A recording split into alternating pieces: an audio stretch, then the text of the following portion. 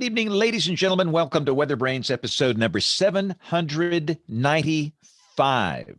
This is for the 12th of April, 2021. Last week, did I say 2011? I think it's 2021. Anyway, welcome. Glad you're here. Got a good show coming up this week. And let me get everything all set here. By the way, for those that don't know, this is the pre-show, that magical, marvelous time of the program where we share boring personal stories, humorous anecdotes, and we say what? Outrageous things. Sometimes. So we'll get the embed code locked and loaded. We'll get the guests on here. Going to talk a little bit about 2011 tonight on the show. We're going to go back and talk about the severe weather event of April 15th, 2011 in the Carolinas. Yeah, buddy. So let's get everybody invited here. Hope you've had a good week. You know, for the first time in a long time, I think down here where we are, we will not have severe weather this week. And that is slightly exciting. We've had enough. Enough is enough. Okay, emails are sent. I think hopefully we pulled an all-nighter here this past Friday night. It looked like we were going to have a big MCS, almost a derecho type thing, and it got really rough on the Gulf Coast. They had some unbelievably large hail on the Alabama Gulf Coast that just caused, goodness, hundreds and hundreds of cars were just heavily damaged with hail stones 4 inches in diameter in spots. And we had really a big supercell type thunderstorm that produced a water spout. And this is not a fair weather water spout. This is a dangerous type water spout that came into Panama City Beach. And a lot of issues all up and down the coast from Fort Morgan all the way over to Panama City. So I think we can all use a break from the severe weather for a while, if you know what I mean. So really, I think what's going to happen, it looks relatively calm, maybe just for the rest of April. I sure hope so. But this will give us a chance to look back on these multiple events from 10 years ago. We had so much happen in that tremendous tornado season of 2011. We're 10 years out. And what we're going to do is kind of focus on them and talk about what we've learned. And I think we could all learn. So, and again, tonight the show is going to be focused on the North Carolina impact of that event. So we're going to have some folks on here from the National Weather Service, broadcasters, and should be a good shoe. Bill, where's your mic? The Mr. T mic. Well, I could use it. Oh, hang on a second. I got to restart mine. Hang on. Now say something.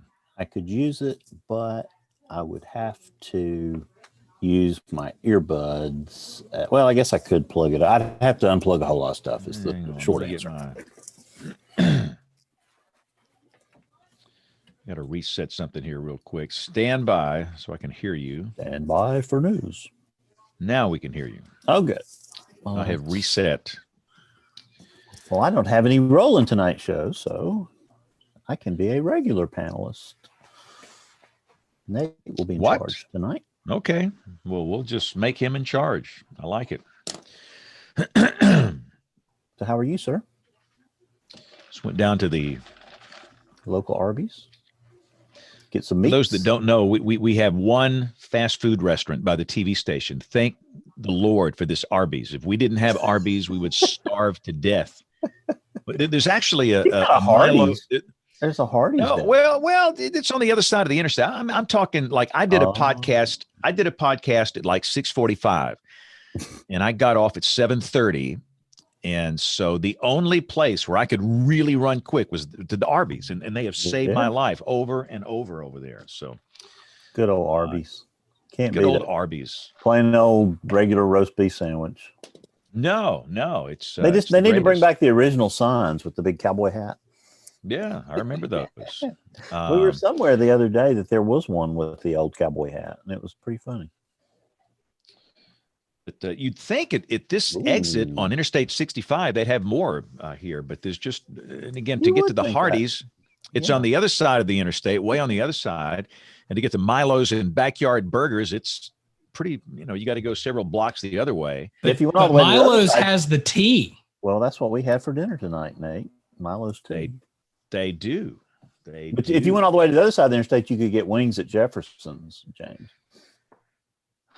I don't even know what that is. What is Jefferson's? Some of the best wings you'll ever eat. Came out of Jacksonville, Alabama. JSU. Hang on, I got Bluetooth issues. Show title. Yeah. First one of the night. How you, Nate? Good. How are you? Pretty good. Sending the invite to our guests. Where is Jefferson's, Bill? On the other side of the interstate. In that mall. Like in that little shopping center thing over there? Mm-hmm. Well, I've never tried it. You would love that place. It's right up your alley, James. Okay. I'm going to make a note of that. There's also a little the place called Happy China. Their Chinese food is pretty good. There you go. Over there. But again, you have to have the luxury of time to get over there. There are times I've got literally 5 minutes. 5 minutes. I got to get that drive-through and get right back. James. Get them to Grubhub. That's true. So Aubrey, thank you, Jen, for sending me the link. You're welcome. Oh no, you didn't get the link, Aubrey? So yes, Jen sent me the link. I have not been able to access my email all day, and I've been off for a few days. And I gave the stuff to the engineers, and I haven't heard back. So. There you go. So Aubrey, you have to be in charge next week, since it's your Tennessee, Virginia show. Okay. I'm going to be buried next Monday night. The thought of having no email sounds appealing to me. It's appealing, but I'm also a little scared. Bill, your video is a little hot. Like you're very bright. Very Bill bright. That's just your. I've been out in the sun all day today. About that. How's that? Is that better? Not really. Oh, you still have a glow about you right now. It's kind of been the same way for 100 years. It's this new camera that just makes it more pronounced. See, I've got the same camera that you have, and you can see I don't know if you can see the side-by-side difference. There's a camera app that you can, do brightness and. Yeah, but as soon as I did that, it messed everything up on this Mac for some reason. Everything went haywire. I had to uninstall it. So I couldn't even get on the show. But this light that's above me is just too bright. Yeah. Oh well. Because I've got these, and I've got really bright lights on this bald head in this room. But you probably got makeup the friendly on. Ghost. Yeah. You probably got makeup on, James. Though you still not got James. He doesn't need makeup. And yep. I tried telling my news director that once. It didn't go over well. Paint on this barn will not help. But I do put powder. You got to put some powder up here because the glare coming off your head can be really, really obnoxious. Tell me about it. I'll just hold the Southern Living magazine above the show. That's the best. That works. 2 hours. Do that, Bill. Yeah. Chris, Nick, good evening. Hey, Nate. How you doing? Hey. Good. How are you, man? I'm good. Doing good. Good to see you. You in Raleigh or Durham tonight? I'm in Raleigh all the time now. Okay. Yeah. I used to go to Durham for the 10 and 11, but since COVID, they just keep me here. So that's nice. Don't have to drive back and forth. There you go. Yeah. Nick, good to Good see evening, you. Nate. How are you? Good to see you. Not too bad. Hey, It's Nick. Good to see you. Yeah. How's it going? Recording something? Okay. Going well. Going well. I guess we're waiting for Virginia. I don't know if either of you've heard from her. I just forwarded her the link. I just reached out to her just a few moments ago, so she should be joining momentarily. Cool. Sweet. Well, let's get this thing going here. So let's hit recorder 1, recorder 2. And here we go. Bill, do I still play the same open here? Yes, that continues for 2 more months. Okay. All right, here we go. In 5, 4, 3, 2, 1. WeatherBrains is brought to you by Midland Weather Radio. Every home, school, and business should have a NOAA Weather Radio, the official voice of the National Weather Service. and the AMS Weather Band. Join the American Meteorological Society by becoming a member of the band. The AMS Weather Band is a global community of weather enthusiasts dedicated to learning and sharing their love of science. Visit amsweatherband.org to learn more and join the band today. Join the band today. Hey, welcome to WeatherBrains. This is the weekly show that's all about weather. WeatherBrains episode number 795 for the 12th of April, 2021. And we are getting into the time where we've got a bunch of 10-year anniversary specials coming up, and one is coming up tonight, so I cannot wait to hear this show. But before we get to Nate, who's going to be guiding us tonight, let's see. Jen, welcome. How are you? I'm good. Good to see everybody. How's life in your world? Good. Wish there's I could use about 6 to 8 more hours in the day to get some stuff done, but it's been very good. I bet you are. Goodness, I cannot imagine trying to gather all of this information and, come up with the stories and of what happened 10 years ago. I mean, wow. Yeah, it's been amazing. We've released 6 summaries so far over the past 2 weeks. This week we released 2 today, and we have 7 that are coming out this week and about 7 next week. And then we're going to see how it goes into May. We're not going to get some of these done before the anniversary. There's no way, because I told the guys, I said, I said, it doesn't matter. Let's just focus in on telling the story.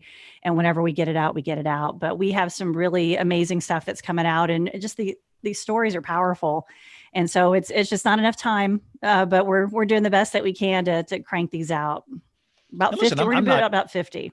I'm not saying this to be nice. I'm just saying it because it's true. What you've done in the Tornado Talk side, you're preserving history in a really special way. So thank you for going to all the trouble of doing this. I mean, I know it's a labor of love, but understand it is appreciated, and it is really, really good work. So everybody needs to bookmark Tornado Talk. They need to join. They need to get your premium content, Jen. Yeah, absolutely. I mean, look, awesome. So, look, support this work. I mean, this is something that takes hours and hours and hours, and people don't understand how much work goes into that. So be sure and do that. Aubrey, you've had no email today. We talked about this in the pre-show. That sounds kind of exciting to me. I would love to have no email to deal with. You're going to have to come back to me. They're making a recording. Come back to me and we'll explain. Don't these people know what we're doing here? It's like 9 o'clock. It's WeatherBrains time. Wow. We're legendary. Troy, were you eating dinner? I saw as the pre-show. What you got going on there? He's enjoying the time. The dinner reception at the Homewood Suites. Yeah, but I'm like Aubrey. Give me another 3 or 4 hours in the day, and I'll have a chance to do all this. And we also got a severe storm hailer about 60 miles northwest of Austin right now, moving toward town. So kind of watching single cell as well. So not only are we watching everything else, we're watching weather just northwest of Austin, out around Llano, and very large hail reported out of that one in the last little bit, but very isolated, and pretty much a perfect forecast from our friends at SPC today on that. They talked about it in their outlooks earlier in the day. They're good. Yep. Another person that's good is Dr. Kim Cloco McLean, joins us from Norman, Oklahoma. The first time we talked, Kim, was 10 years ago. Remember that? You called me, or somehow we had a conversation after the big tornado day. And that's when she was 8 years old. I mean, yeah, she was probably, she was in first grade. Yeah. It was my 3rd grade science project doing, the case study of the April 27th event. That's what it was.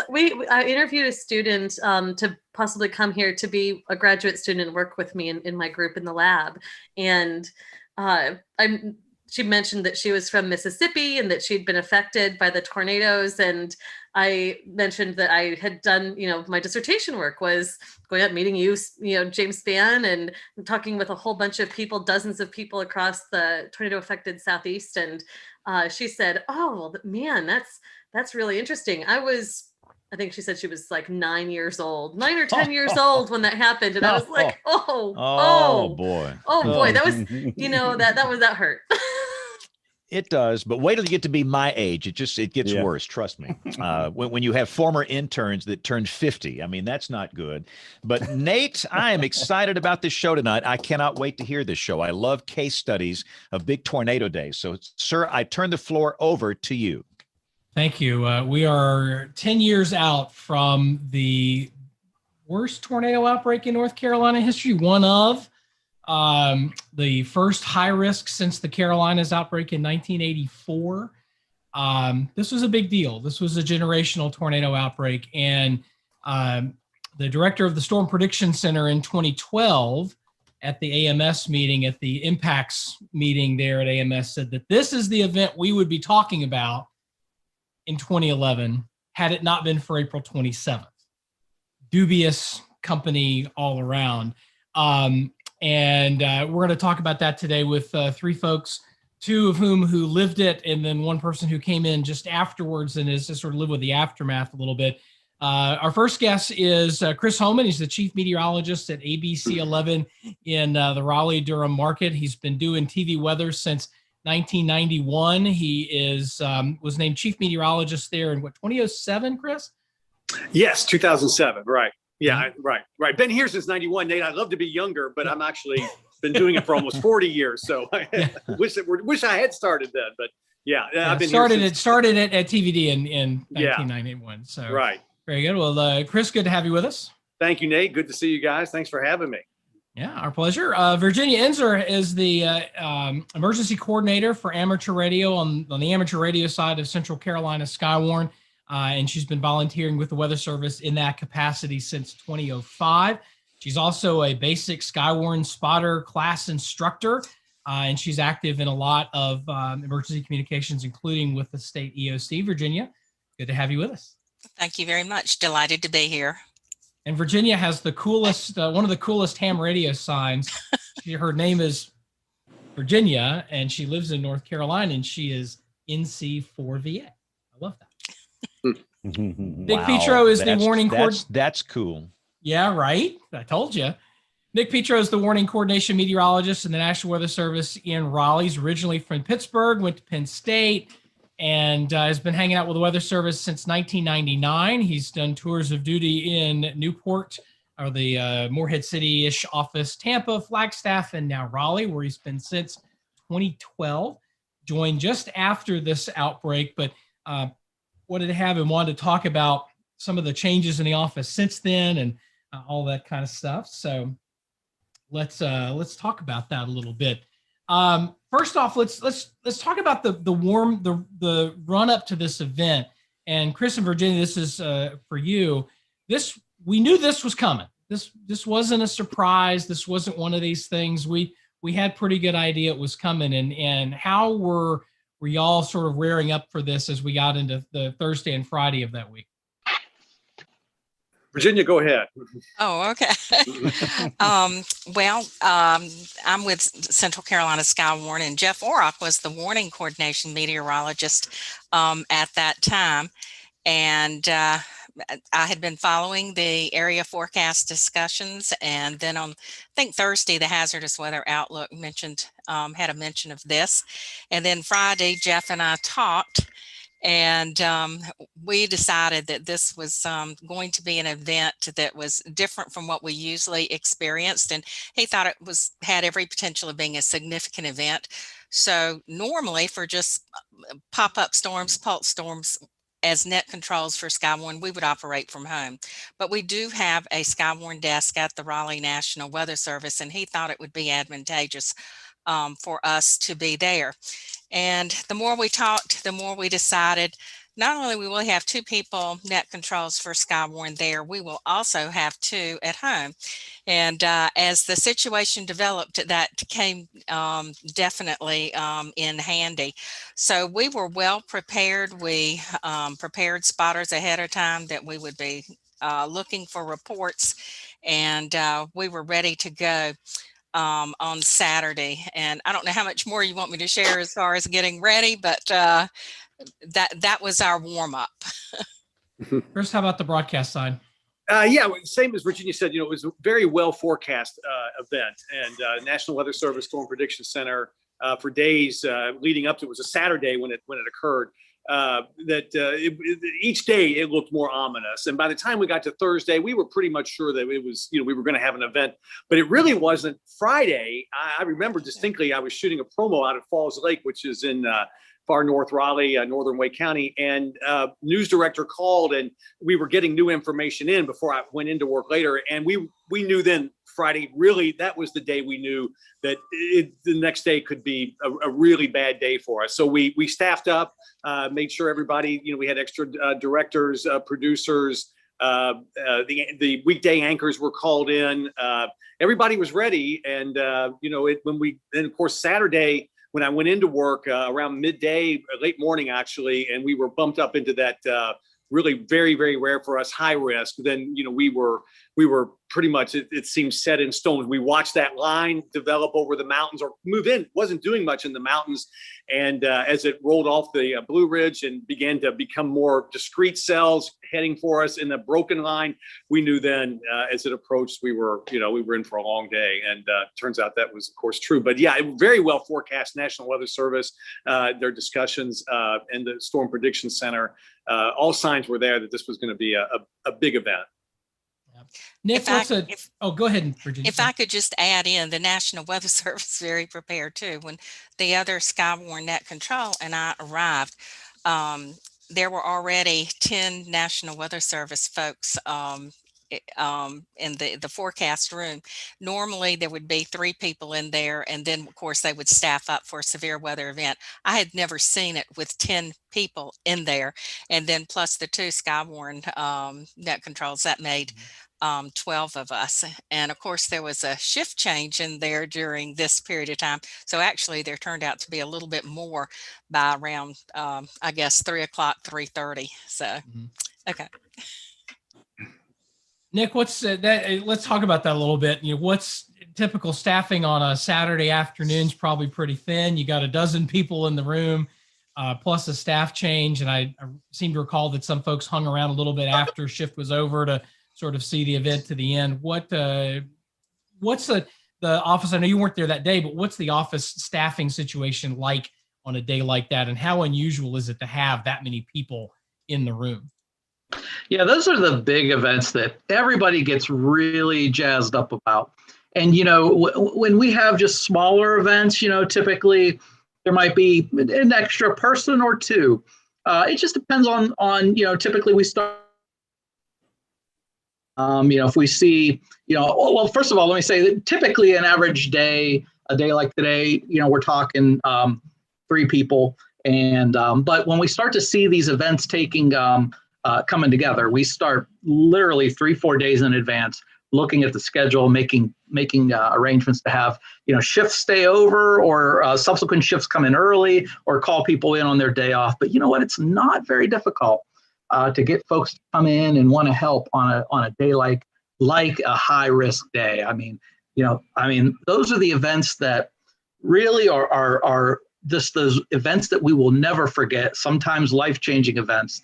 And just, that's when we really, we work great as a team, but whenever there's an event like that going on, or whether it's any severe weather event, winter storm, hurricane, it doesn't matter, it just works beautifully. It's like clockwork. Everybody just falls and syncs together, and the flow of information, the workflow is just a sight to be seen. It's when we really are at our best. And on a day like April 16, it's lives dependent on it. So certainly, that's what we look for.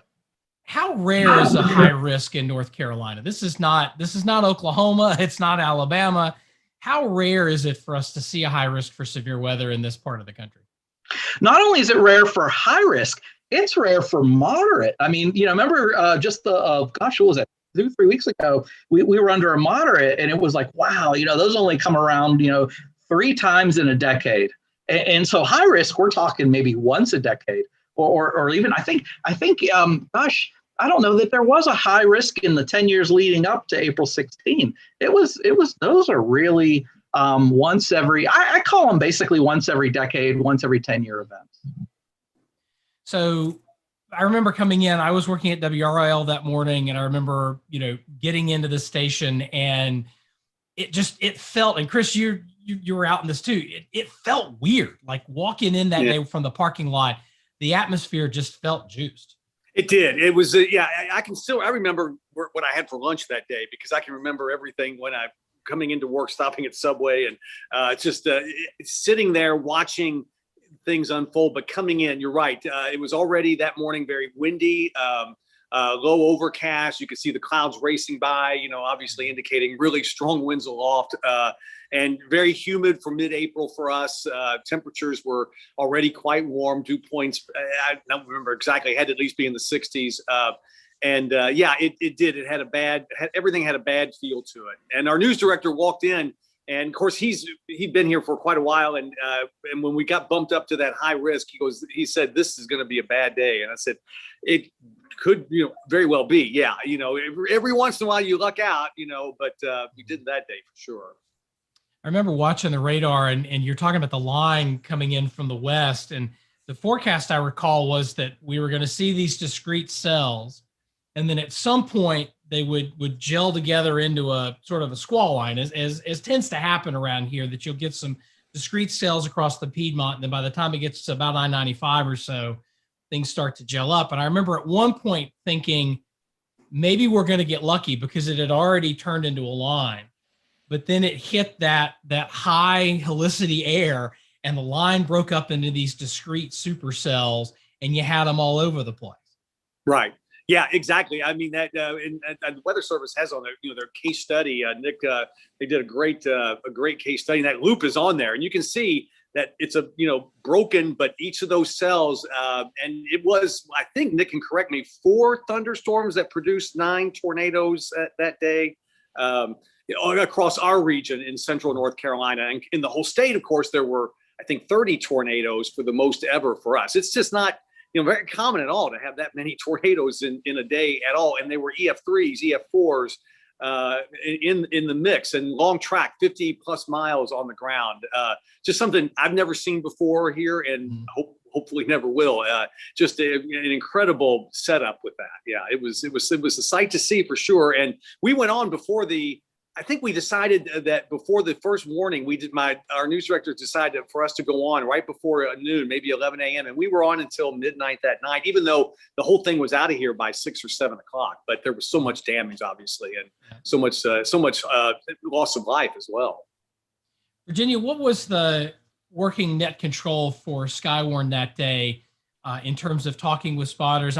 One thing that I think people may not appreciate about North Carolina is that, very much like places like Alabama, and even more so in the plains, we've got a pretty decent network of spotters and even some chasers that get out and really enthusiastically, chase this stuff and spot for us. What was it like working with that? And do you have any idea how many spotters you had activated that day? Well, we took 96 reports from 57 different spotters. So that's a pretty good number. And I would say that we arrived down probably at the National Weather Service around 12. And it seems like somewhere around, I cannot remember the time, 1 o'clock or so, the watch was issued, and this was unusual, I think, for North Carolina. I don't remember this happening before. It was a particularly dangerous watch, and those were terms we weren't used to. And then somewhere around 2:30 some, it seems like there was the first severe thunderstorm warning, and then around shortly thereafter, we had a thunderstorm, a tornado warning. But at some point, those tornado warnings became tornado emergencies, and that was not terminology that we were used to seeing in the warning. So that was another key difference. But the spotters came through. We had 2 net controls there. We would alternate announcing the warnings, and then the other person would take the reports. At some point, one person just had to take charge of the warnings to announce those, because they were coming just one right after the other, and the reports were coming one right after the other. So it was easier to divide up the duties and be responsible. for those kinds of things. And some of the first reports that came in were from Lee County. There was a report of a funnel cloud. Shortly thereafter, there was a report very close by from the St. Andrews subdivision of Sanford of downed trees, a house damage, and later, of course, the pictures start coming in, and here's a picture of a house, and it's literally moved off the foundation, and that kind of thing. And then shortly thereafter, we got the report of the damage to Lowe's, and the roof was just ripped off, just peeled back, curled off the Lowe's, and then some of the walls were, the front wall was gone. And fortunately, the manager of Lowe's was very quick acting and marshaled the customers to a good place within the Lowe's. And I don't think there were any fatalities at the Lowe's, despite all the horrific damage that was done down there. I had a spotter. It was a man in a car, and he reported what he was seeing. And his 12-year-old son took a picture of the tornado on the cell phone camera through the windshield. And doggone, that 12-year-old did a good job of that. So those were some of the first spotter reports. And then we had one I can think of later that was a report of siding and roof and construction like materials raining down from the sky. And the person said, I don't know whether this means anything. And of course, I'm thinking, holy cow, this means something, And I gave the report to the meteorologist in charge, which was Darren Figursky.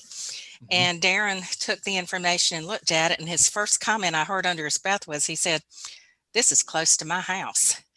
And so I knew that he was feeling not only the burden of overseeing this event, at the National Weather Service, but now he's got that personal, investment in it.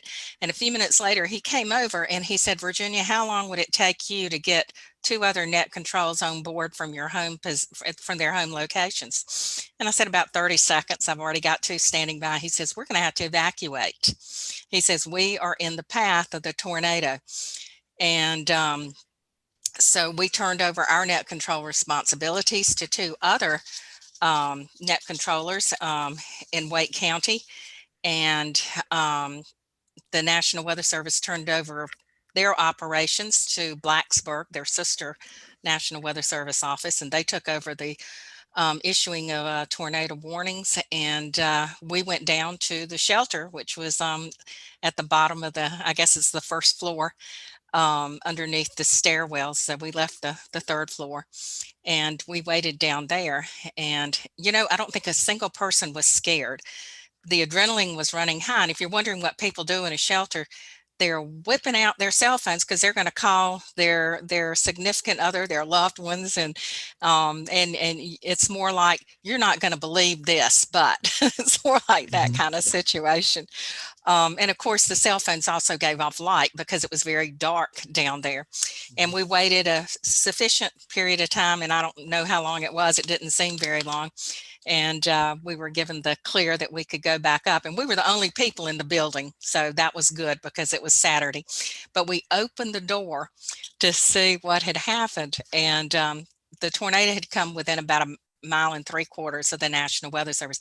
And you could just smell the pine out there where trees had been snapped off or twisted or whatever. So that was kind of amazing. And then I'll tell you one other spotter story. We had one that was coming home from Virginia, and he lived in Johnson County, and he had been reporting on trees down, house damage, etc. Along the way, and he'd make a report about every 10 or 15 minutes. And he disappeared for a while, and I got a little concerned. I just hoped he was home safely. And he called back and he said, I want to let you know I'm home. And I said, that's great. Thank you so much. I was concerned for your safety. And then he said, but just to let you know, I don't have a home anymore, and my neighbor's house is gone too. And those are the stories that tug at your heartstrings. And he sent pictures the next day which showed less than half a house left. The second story was gone. Half the bottom was left, and debris everywhere. And he sent pictures of them bulldozing the house, what was left of it. But again, he's safe. His family was safe, and that's the most important things. But spotters were very good in making reports and sending pictures and that kind of thing. So this was all, 10 years ago. So there was social media, but it wasn't anything like it is today. Cell phone networks, being what they are, or being what they were back then. The fact that we had pictures at all was pretty remarkable. Nick, there were, and by my pick of the week is going to be the story map that the Raleigh Weather Service office put together. Great sort of visual summary of this particular event. And you write in here, 900 homes, according to the state of North Carolina, 900 homes and businesses were destroyed. Another 6,400 were damaged, including this spotter and his neighbor, accounting for 2 of those. And this was at the end of the day, pretty high-end event, pretty busy day. 31 tornado warnings for your office. That includes basically everything from I-95 all the way back to just to the east of Charlotte. It includes part of the Winston-Salem Triad market.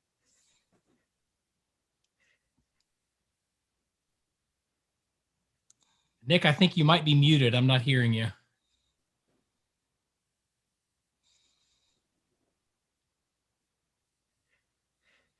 Still not hearing it there. We'll double check the ear. We'll come back to you. So Chris, you mentioned you were on the air for 12 hours starting, around noon and running until midnight with not only the event itself, but then the damage afterwards. As the tornadoes were going, and my recollection of this was one of those days where it's great to have the National Weather Service warnings. You want those. The tornado emergencies were there. But this was a day where if you're running the radar, you didn't really need anything more than reflectivity, right? Yeah. I mean, you could, you're right, Nate, because you could see the hook echoes, which you don't see. That was the old way to tell before Doppler radar. And there were quite a few signatures that had at least a couple that had a very apparent hook, and you didn't really need to see much more than that. Plus, you were just getting all of the reports in, and you would look at the velocities, and you would see it's just incredible for us. The type of the strength of these storms, which we just don't usually see. Typically, our tornadoes are very brief, weak. We get one here, we get one there. We've had some big outbreaks in the past, but nothing like that. It had been a super, super long time.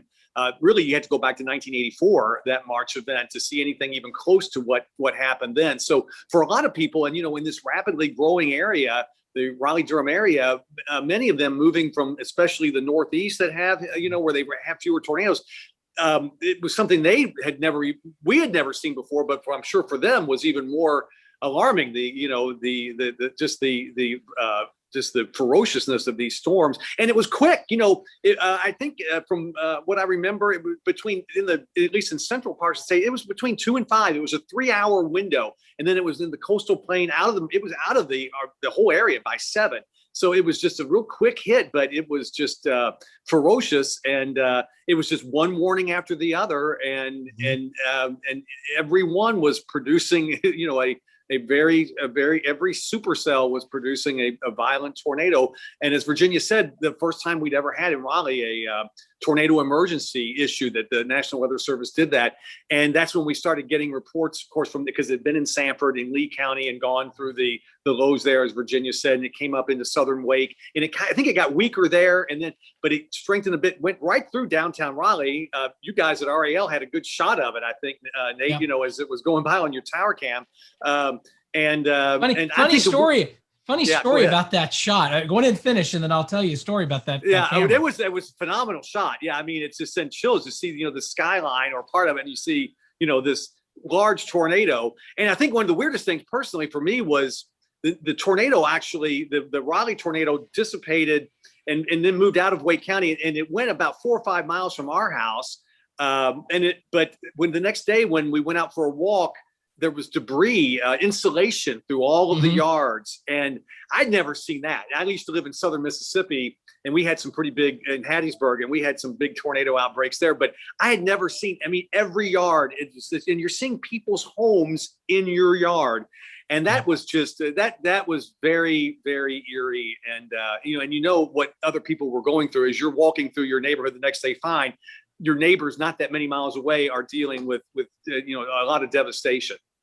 Yeah, I lived in Apex at the time. And when I came home that afternoon, my wife and my daughter were actually visiting family in Texas. And so, I didn't have that sort of added stress that, I was worrying about anybody there. But when I got home that night, I had insulation in my yard as well from wherever, probably from where it struck in Holly Springs, a little bit farther south. The camera that you talked about, that image, not a tower cam.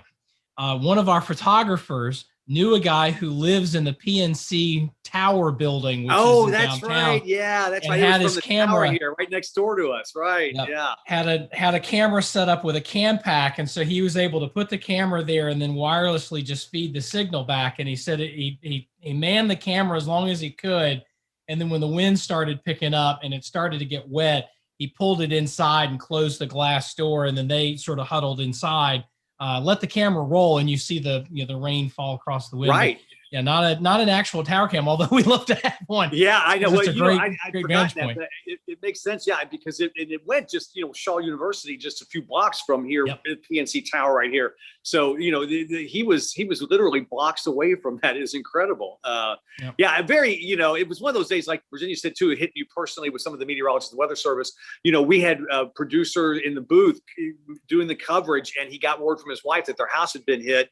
They were okay, but we start seeing this affecting everybody in the station, or a lot of people in the station, their families, everybody, because this thing went right through, the second largest city in the state, and it was something like we'd never seen before. Yeah, I think we in a lot of ways got lucky, as bad as it was, because had it come through as an EF3, as what hit Sanford, right, we would have been in a real world of hurt, based on where it went, because it tracked across a heavily populated part of town. Right. I think the hardest part for me that day was when we got words of some fatalities, and then I believe it was that right north of downtown on Capitol Boulevard, there was folks in a mobile home park, and one or two small children died. Yeah. After what may have been a birthday party. I may be wrong about that, but we were reading that on the air, and that's when it's hard to, you got to keep going, obviously. And we've all done that, but it really was, it got to be, for a lot of people, very emotional that day. Like, what's happening. As meteorologists, we see these radar signatures and we know where they are on maps, and we know the potential for what's happening. And then you see the damage reports in Sanford, you see the video of the lows being trashed and everything else. And then you see the video, of the storm coming through downtown, and the potential. But then when you actually start getting the reports, I remember, and I don't know if it was the same group that you're thinking of, Chris, but there was it was a family, and they were in a mobile home, but they were sheltering in, the best available shelter they had to them, which was in a bathroom, in sort of the center part of their home, and a tree fell on it, as I recall. And that might be it. Yeah, that could be the same thing, because in Raleigh itself, there were a couple of fatalities, but I don't think there were many more than that. So that might have been it. But yeah, it was. I can. It seems it's hard to believe it's 10 years, because it was such a vivid day. I can remember almost everything about that day. And like everybody when you go through these events, but. Typically, we just don't, I know James has had many of those recently, especially in, late in Alabama, in the deep South, and living there, it is more conducive. It's just not that common here to have that kind of a day at all. We typically do tornado warnings, and we might have a little damage here, brief touchdown there, that sort of thing. I think the last moderate risk day we had, a couple weeks ago, I think at least in the Raleigh area, I think we had one tornado that touched down Fortunately, it Yeah, didn't I materialize. think it. Yeah, I think there were warnings that went to north of the Raleigh-Durham area, and I don't. There was maybe Alamance, but I think in the, like in our immediate viewing area, I don't think there was a touchdown.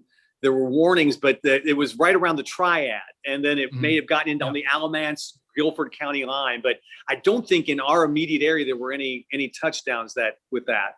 We were under some warnings for a while. But yeah, that was for a moderate risk. We got up really easily on that one. Yeah. Nick, 31 warnings out of the Weather Service Raleigh office that day. I'm just reading off the story map. Again, this is a great summary. It's my pick of the week. POD, or probability of detection, 97%, and false alarm rate of 48%, and almost 20 minutes of lead time for an event like that. How does that stack up in the history of North Carolina? Those are great statistics. And, honestly, those events are the ones that really we need that real long lead time. And we're afforded that long lead time because these long-lived supercells, that, repetitively put down, one tornado after another, that you could track them. And I think it was mentioned earlier, most of the tornadoes that occurred, originated from just 4 main supercells that just, kept putting down another tornado every so often. So those types of situations, do often, allow us to provide good lead time, simply because, the history, we know that such a powerful tornado will more than likely keep going as long as it stays in a favorable environment. And while it may lift up, will more than likely touch back down again at a later time. So, in those kinds of days, we have to frequently swap out, radar operators and warning operators. And as Virginia mentioned earlier, the 10, 12 people in the office, everybody's taking turns, everybody's swapping in and out of various roles. And, it after a while it gets a little tiring, especially when you have to, follow that storm, issue updates, hand it off to maybe, the next person who's handling a different sector of North Carolina or central North Carolina as it is for the Raleigh office. So, but there again, those are the events that we live for. And I want to point out too, the folks who put together the story map, it was a big team effort. And I know it's been really well received and very popular. The irony is a lot of the folks who was there at National Weather Service Raleigh that day have either since retired or moved on. For example, Jeff Orrick, who's a WCM before me, he's now in Wakefield. So a lot of our folks have either moved on to other offices, or have retired. So it's kind of funny how some of the folks who put this story map together may not have had the firsthand recollection like me, because I got here after the event. But you know what? These are the events that seem to never die away. We're constantly looking back at these types of events. We're constantly reliving them. And quite frankly, we when we're providing briefings to partners and even media, one of the questions that we always get is this event that we're getting ready to have going to be another April 16? Those are the events that everybody remembers. And that's like the storm of record, the system of record, the system that everybody keeps comparing to. And so because we get that question so frequently, is this going to be another April 16? We've all had to become very familiar with the event. And really just putting this story map together has really, helped a lot of us who didn't have the ability to be here kind of relive it in a sort of a virtual way, and also too, it's a great training technique, training tool, because there will be another April 16, 2011. I don't know if it's going to be this year, next year, or next decade, or when. It will happen again. It's happened before. I think of the 84, the 88. I think of prior storm events that have happened. It's going to happen. It's not if, it's when. So we use this as a frequent case study for during our spring season training events and so forth. So, gosh, what an event! But I did want to recognize all of the. Gosh, there's probably about a half a dozen or so folks at our office who contributed to putting the story map together. Hey, Troy? Nick. Troy here. I always like to talk to people in the Weather Service. You talked about the longer lead times. In Nick's brain, is there a downside to those longer lead times? Because I know that's been discussed by many people in the Weather Service. With those longer lead times, are there some negatives? I at times I wonder if there are negatives, because people are just waiting around. You think, and we've talked to many social scientists about this. When somebody gets a warning of any kind, weather or otherwise, one of the first things people do is seek confirmation or maybe another source of that same information. I think that I think that with those long lead times, in an event like April 16. Where our media partners are, wall-to-wall coverage, when folks not only will have time to get to their shelter, but they'll also have time to turn on the TV. And that's where they'll get their, confirmation that will strengthen their decision or reinforce their decision to go ahead and take shelter. So I think in that sense, long lead times are a good thing. And really, I guess I wonder in a way, and maybe from Chris's standpoint, or even from Virginia's standpoint, people tend to get impatient sometimes. Okay, I've got the tornado warning. I want my tornado. And if I'm not going to get it in 20 minutes, then my attention gets diverted.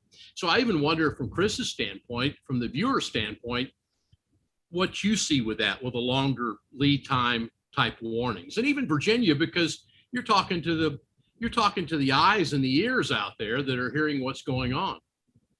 I think that viewers are pretty savvy when they know the situations as it's evolving. And I think that day they saw, because we've been talking about it for a couple of days, and as things began to evolve, they knew this was nothing like some of the other tornado warnings that there's either a tornado or it's just rotation that the Weather Service sees.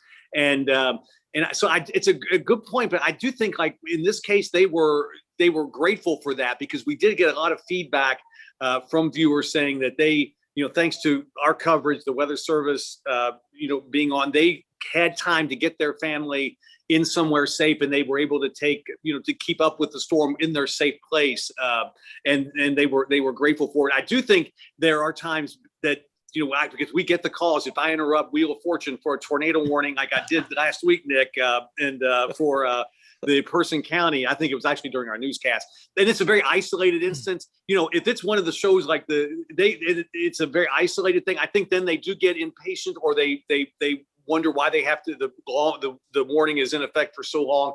But in this case, I think they were right with us on that. We get to hear, Chris, about those from James when he gets, from the Twitter yeah, right, and the face bag, and all of a sudden they're going after James.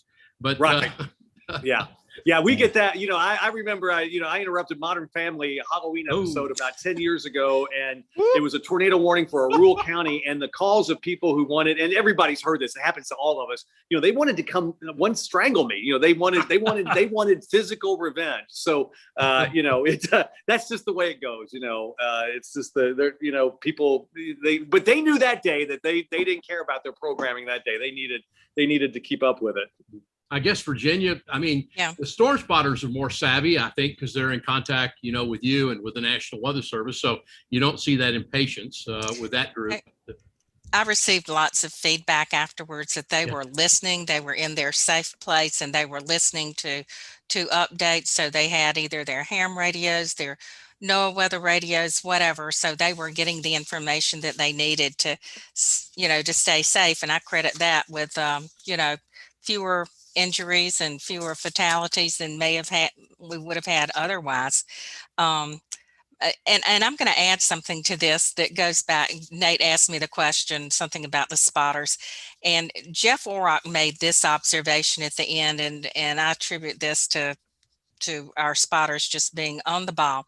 He said that 911 centers were overwhelmed that day with phone calls, and I can imagine.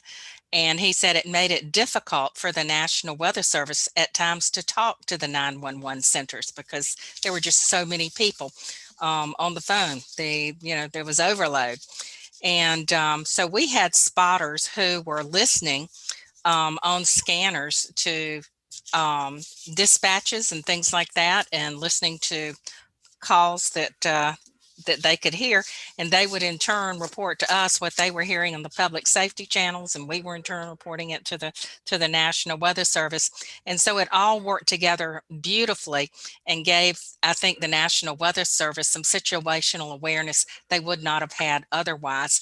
And anyway, it was a point that he brought up that he thought was very important. So, well, I got to tell you, Virginia, Jeff Orrock got part of his start down here at the Weather Service office in Austin, San Antonio, many years ago.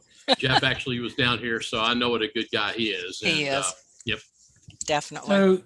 So talk about that a little bit. This was a Saturday. It's in April. This is typically a time of year in North Carolina when it's not too hot, not too humid. A lot of people, there is the pollen to deal with this time of year, but otherwise it was a pretty decent day overall. What kind of challenges does that pose when you have a high-end event to get the word out, to let people know that you've got, very dangerous, deadly weather coming? Yeah, good point, Nate. I think that I do think that people, living here, that just like anywhere in a lot of the eastern U.S., when springtime, they know that's that's March, April, May are our months for tornadoes. We can get them anytime, obviously, but that's the main time. And because of past events, I never really, I don't think I've ever really had anybody too much unfamiliar with that. Oh, it's April. Why would we have any? Even though oddly enough, April is our driest month in the triangle. So that is a little odd, but I think people expect it. That at least severe thunderstorms. They know it's the time of year we're going to be getting into that. Even though we can have some really, really nice weather like we're having now. Nick, is that a concern in how your office issues warnings on a day like that?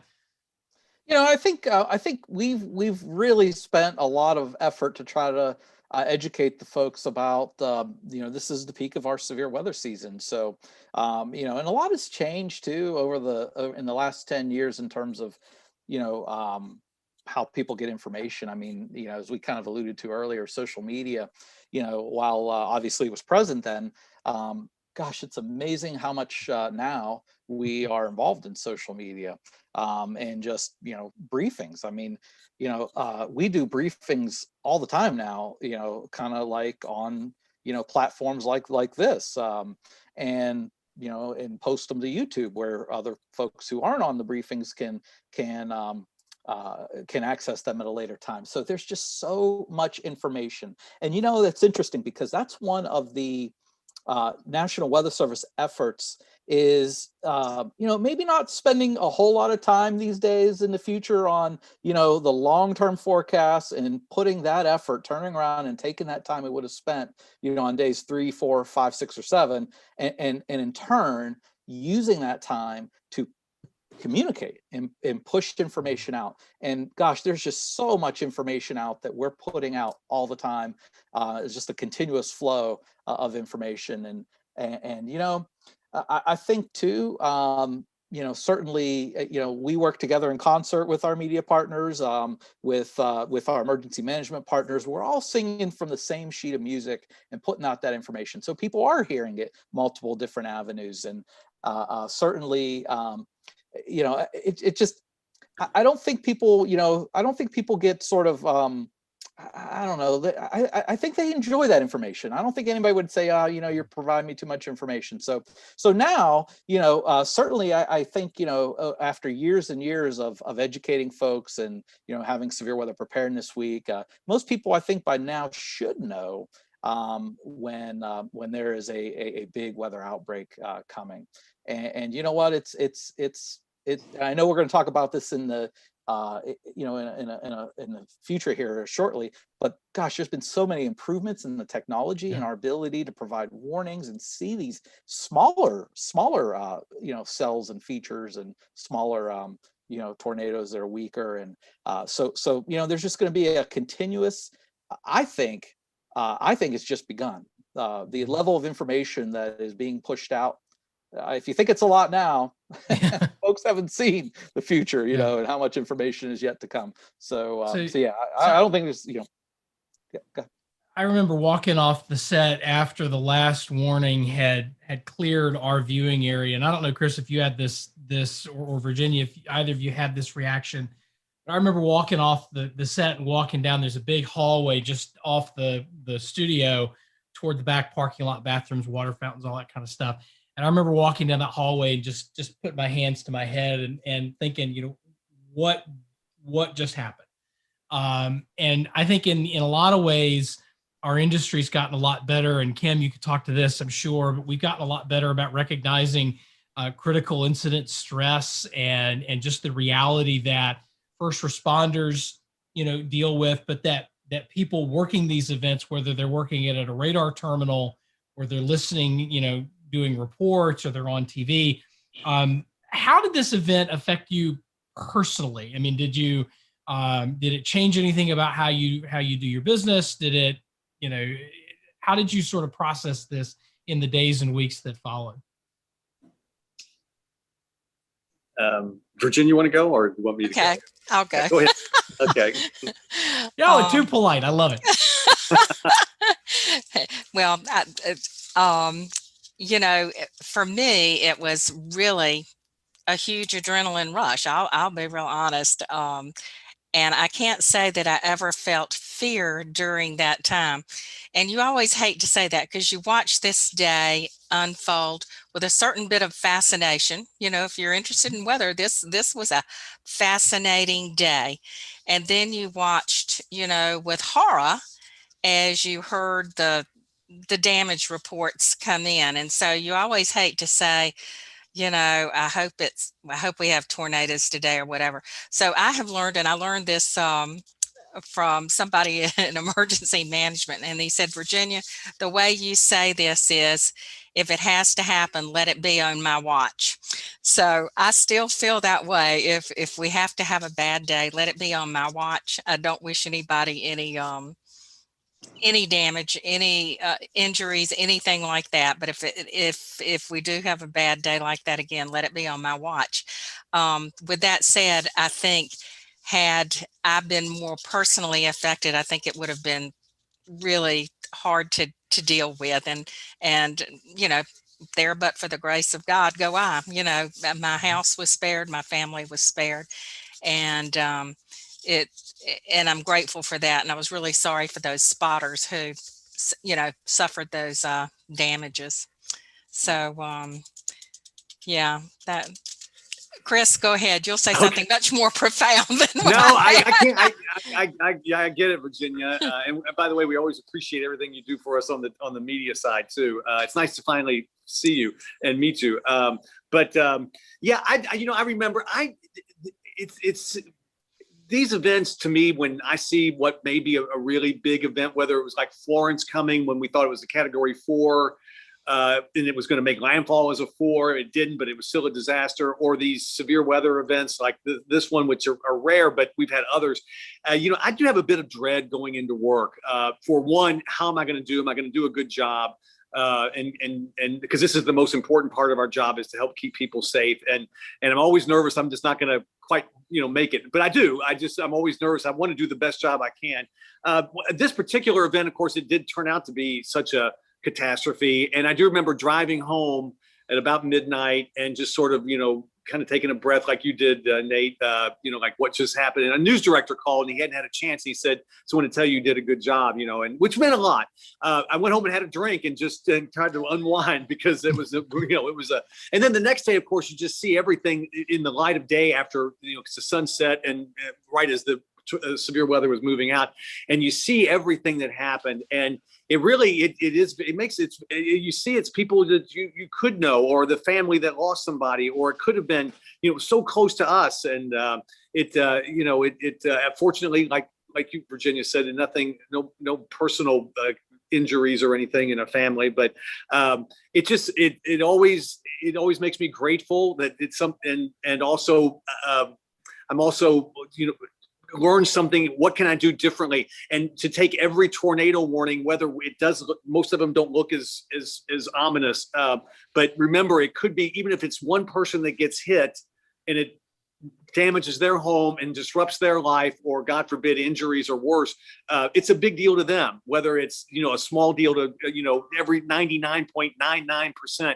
So I always try to remember that when we're going on with these tornado warnings, sometimes for an hour plus longer, that if it's even briefly on the ground, we need to be sure we're there for people, because that's really when they count on us. That's what we're here for. Did you get a chance to get out and see any of the damage and meet any of the people that were affected from this? That was the first time that I'd ever, after a confirmed tornado in my career, had actually gone out and actually met with people who had lost their homes or a lot. And I remember that struck me very deeply. Oddly enough, that particular event, we had so many reporters on it that I did not go out. There have been many others with smaller tornadoes. There are events where they have sent me out to do live shots, and I've met families in other situations like that. And I'll be honest, I feel like I'm always intruding on them. And these people are always so gracious. They've lost next to everything sometimes, and they still will stop and talk to us. And I'm not a reporter, I'm not being trained as a reporter. And I think even our reporters feel the same way. It's great for that we can show people these things, but I always felt like I've walked in on somebody on their worst moment of their life. And I do it because they tell me to, and we do the story. I always feel not great about that, but it's what we do, and I try to be respectful of them. But I'm always amazed that people will stop and talk to us when they're walking through the rubble of their lives, and they do it so graciously. It's amazing. Kim? Yeah, I really appreciate the question and everybody's answer to it. And I really resonated with what you were saying. And Virginia, you mentioned, even just the feelings of being near to people who were so affected. And, it does affect you. I was in Oklahoma for 2 years later when we had the May 20th, 2013 tornado that hit Moore. And it looked like it could fairly hit us for a while in North Norman. And immediately after that tornado, the Weather Service invited me to be part of their service assessment team, which was, for me as a PhD student, I was writing my dissertation at the time. It was a huge honor to be invited to do that in social sciences, and these assessments were still fairly new. But I was frankly too affected personally and too close to it. After the tornado hit, my church was situated right off of I-35 in North Norman, and it was just south of the damage path, and it was one of the largest undamaged facilities in proximity. And so it became a sort of a response service station / shelter. And they just put out a call to all of us who were involved in volunteer programs, because we all had background checks for various things. If we had a background check, we were a valuable asset. And they asked us to come in, and the people who had the background check could go with families and children and bring them to, a part of the sanctuary we were turning into a place with beds. And I was, assigned to a family that it was a mom, and she had a couple of kids, and one of her children had been in Plaza Towers, the elementary school where several children had died. And her son had gotten a concussion, and she had relayed this whole thing about how she even found her son. And she was coming in, and I could tell she was in shock, and we were all kind of in shock. And, I did my best to take care of her. And, the next day I brought her to her car. She had been at work and wasn't, and her house had been hit too. And everything was just gone.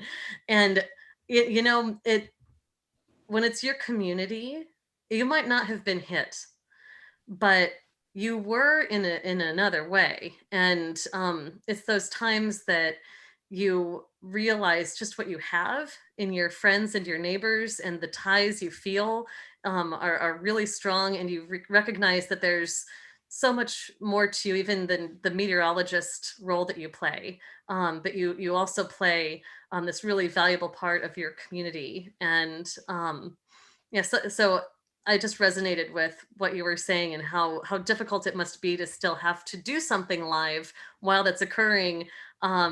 It just hats off to you for everything that you went through and yet were able to do. But just wanted to resonate with that. It can be you don't have to be hit to be very, very deeply affected. One of the events that I worked after that was a fundraising deal that we did live shots for in Sanford for people who had lost everything in that 7 Lake subdivision. And just seeing how people came together, as they always do.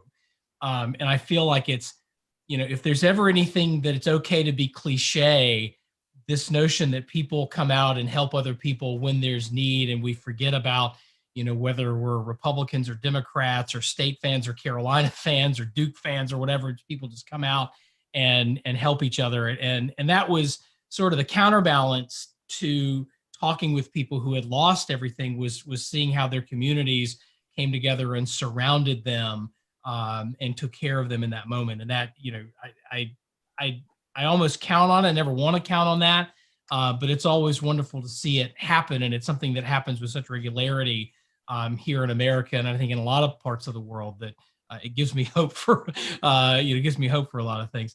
Bill, you had a 3-pronged question. I'm interested to hear what this is. I'm going to knock down all 3 guests here. It's going to take me a 7-10 split to get it done. But was Weather Service chat in place then? And I'll ask that to Nate and Chris. Were you using it actively then? And was that the early big outbreaks? That you had? I think it was. I mean, Nick, you might be able to remember. I think we had chat then. 10 years. It was in place. Yeah, Yep. We definitely had it up on the monitors with us.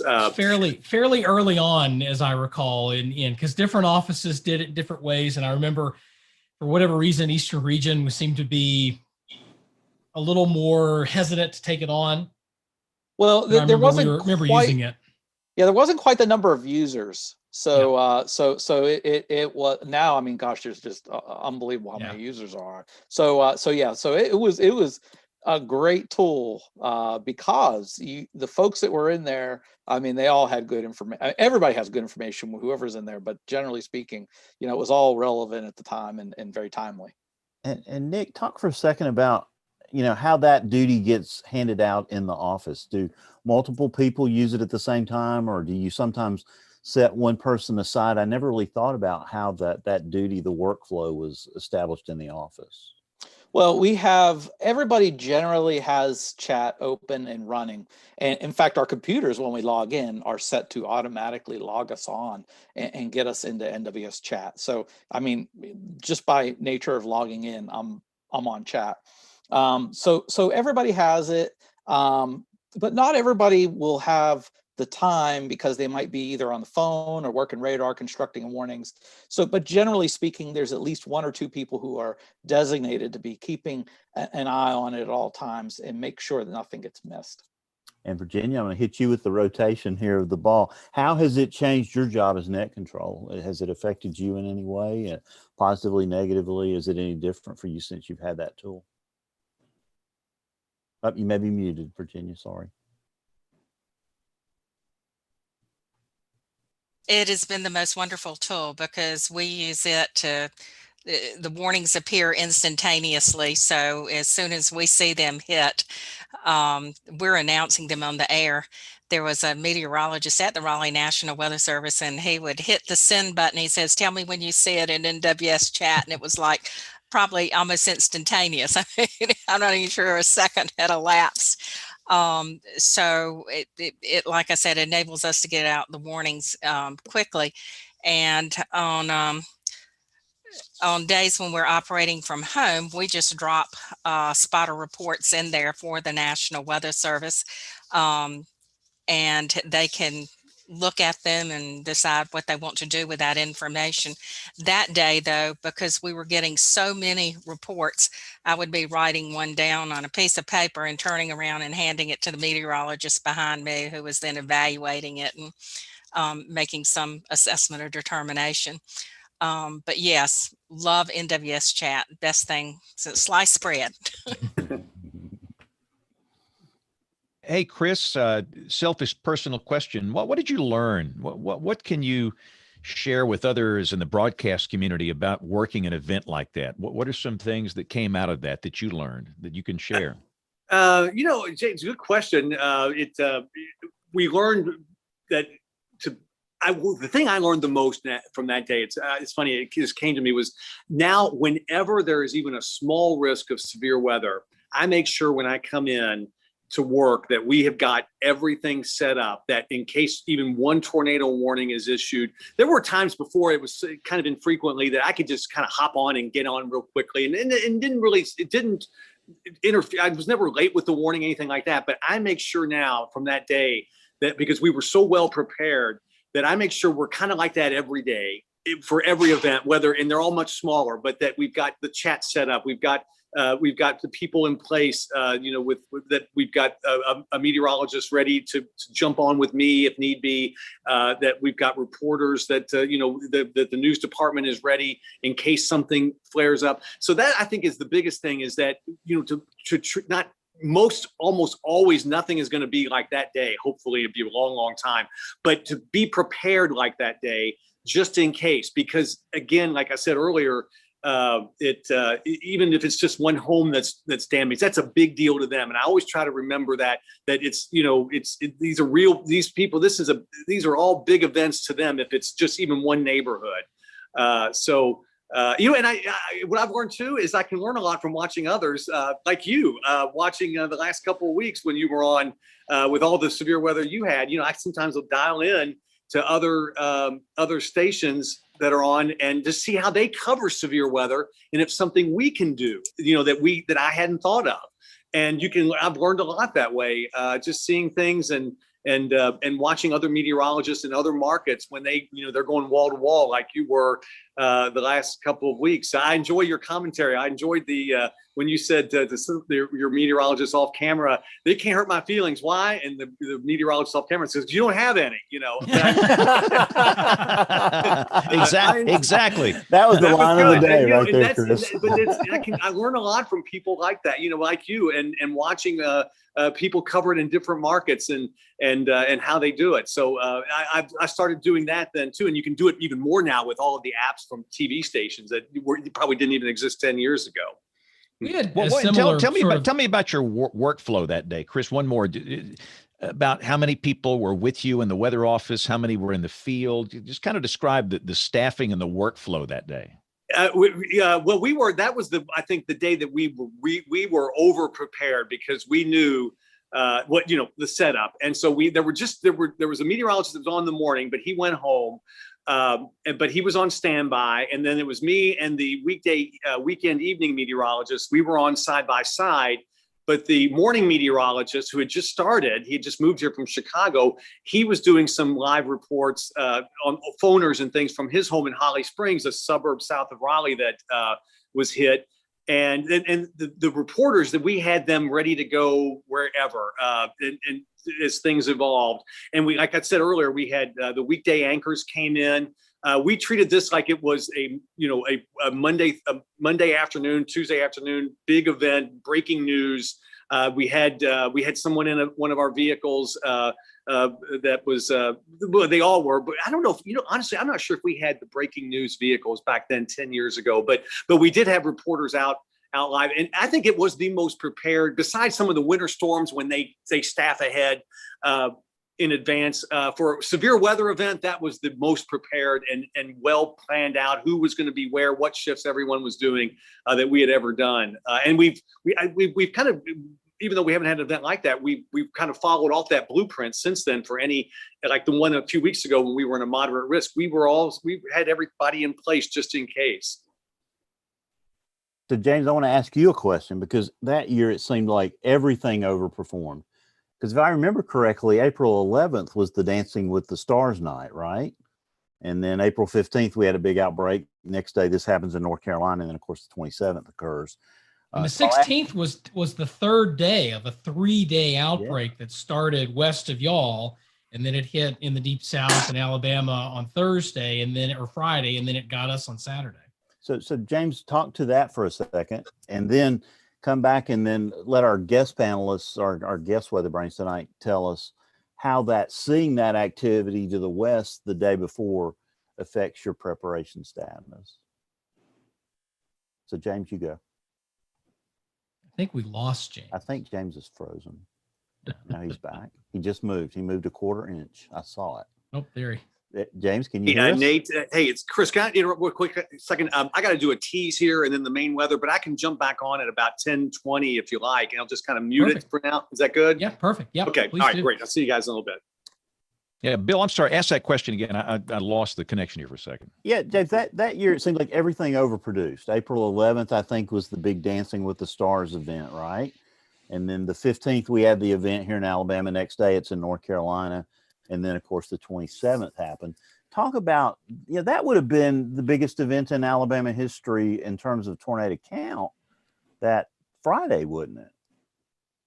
You talking about April 15th? Yes. Yeah, that's why we call that the forgotten outbreak.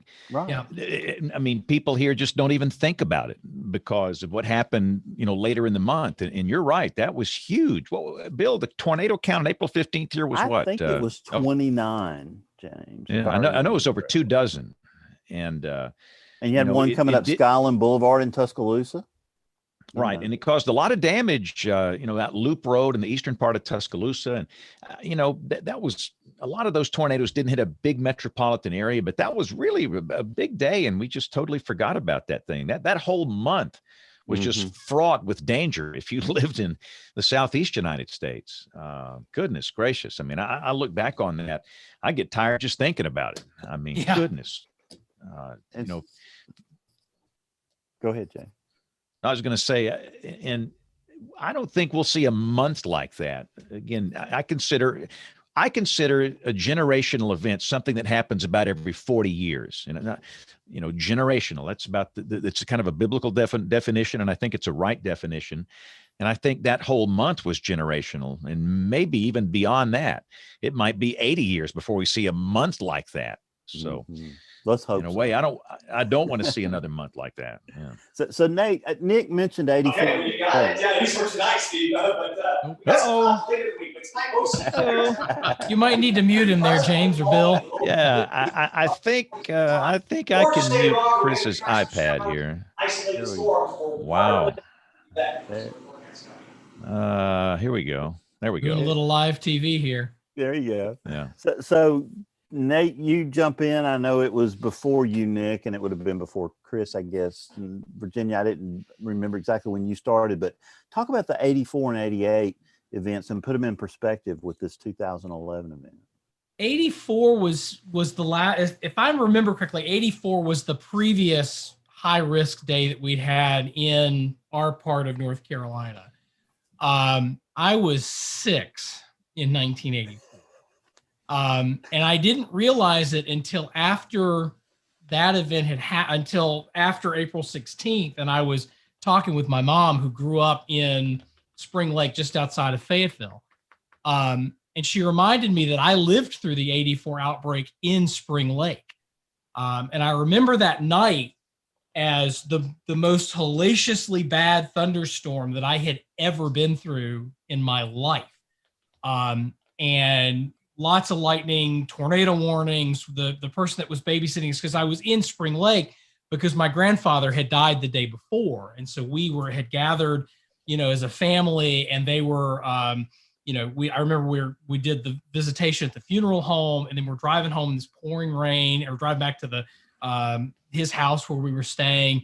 And then they had to go back out to deal with some other stuff. And so we're staying with a sitter, and just hellacious lightning and thunder and everything. And the tornado warning comes for Cumberland County. And so we go into this scary Cold War era basement in this house. And that scarred me for life. But that event was before this, and I think still is the most tornadoes they had in a single day in North Carolina. 84 was the event that people remembered until 2011. So James, you talk about a generational outbreak, 84, 94, 04, and that's about 4 decades, give or take, with that event. And that was the event that people compared things to, especially folks who had been in North Carolina a long time. That was the event that they compared things to until 2011 happened. But as Chris sort of alluded to before, at least in Raleigh and in the Triangle, we've had a lot of people move into this area in the last 20 or 30 years who weren't here in 84. And so that frame of reference doesn't exist anymore. 88 was a little more isolated. That was an overnight tornado that struck. The one that people remember here in Raleigh was one, the Weather Service radar at the time was down. This was pre-NEXRAD, and it struck literally without warnings. One of those that hit and tore up part of Glenwood Avenue / US 70, killed a couple of people, up there, tore up a shopping center and whatnot. That was right around Thanksgiving holiday. It was in November. It was sort of the second season tornado event. But that's not the one that people, I think, the people that were affected by the 88 tornado certainly remember it. And a lot of people remember it because of the fact that it was around Thanksgiving, it was in November, and how visible it was. But in terms of comparison, 2011 and 84 are the ones that people will certainly remember. Thank you. Yeah, that tornado was an F4, wasn't it, Nate? That would be yes, hard it was. to imagine that it would strike without warning today with all the and radar, like I said, it was pre-NEXRAD, so we're relying on 74s. At that point, the radar coverage, the radar was down.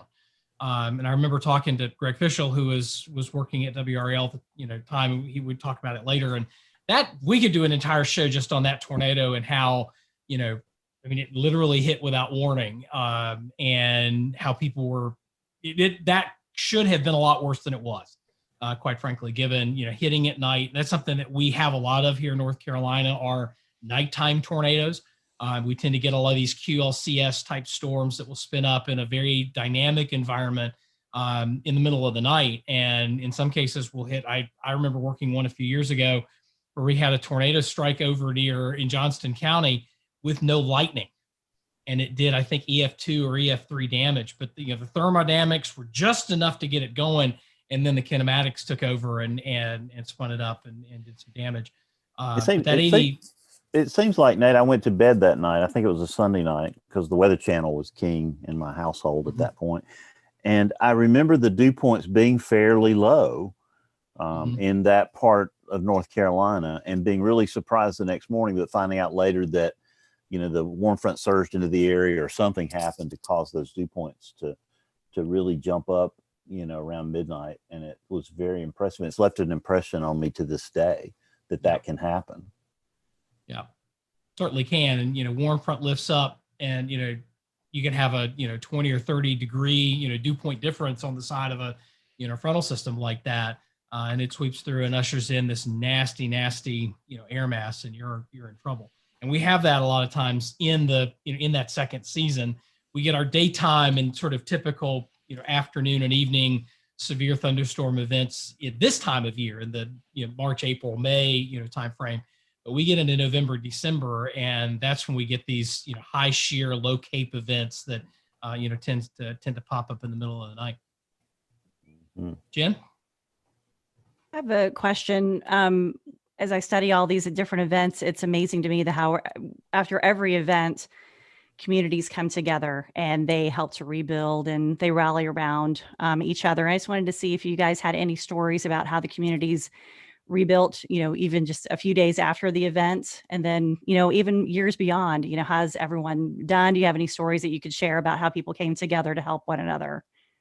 The one that I remember was the fundraiser that we sort of covered. We didn't start it, but somebody else did it, and we as the station went and covered it and did live shots there and encouraged people to come and donate, and just how far away people were coming from to drop stuff off or to drop off some cash or whatever for this fundraising event, and how just you almost, again, you I don't want it to be cliche, but it happens with such regularity and frequency that, and it's wonderful to see.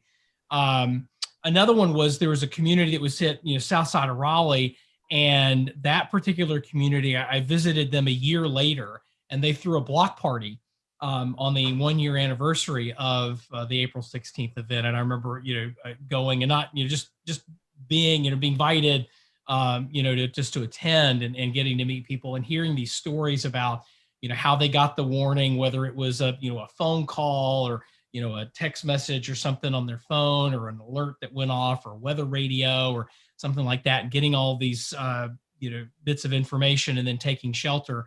And that was, sort of fun. That was obviously after a lot of the damage had been repaired. I had one last question, for me before we wrap it up and hand it over to the recorded segments. And that was about what's changed. We've talked about, 10 years is a long time. We've got, a lot more people in NWS chat now. We've got a lot of people in social media. The radar technology has advanced. We've got more spotters in the field. We've got more cameras. If that's, I think, one thing we take away from April 27th was the, and even this event on April 16th was, how important live video was of these things and being able to tell the story. Nick and Virginia, what has changed in your worlds in terms of how we approach these events and how we cover them and how we use the technology and everything else to keep people safe and ahead of all this? Well, certainly, I think the technology has been an amazing improvement. We've taken basically the radar that was there in 2011 and really souped it up, really under the hood, made it do some amazing things.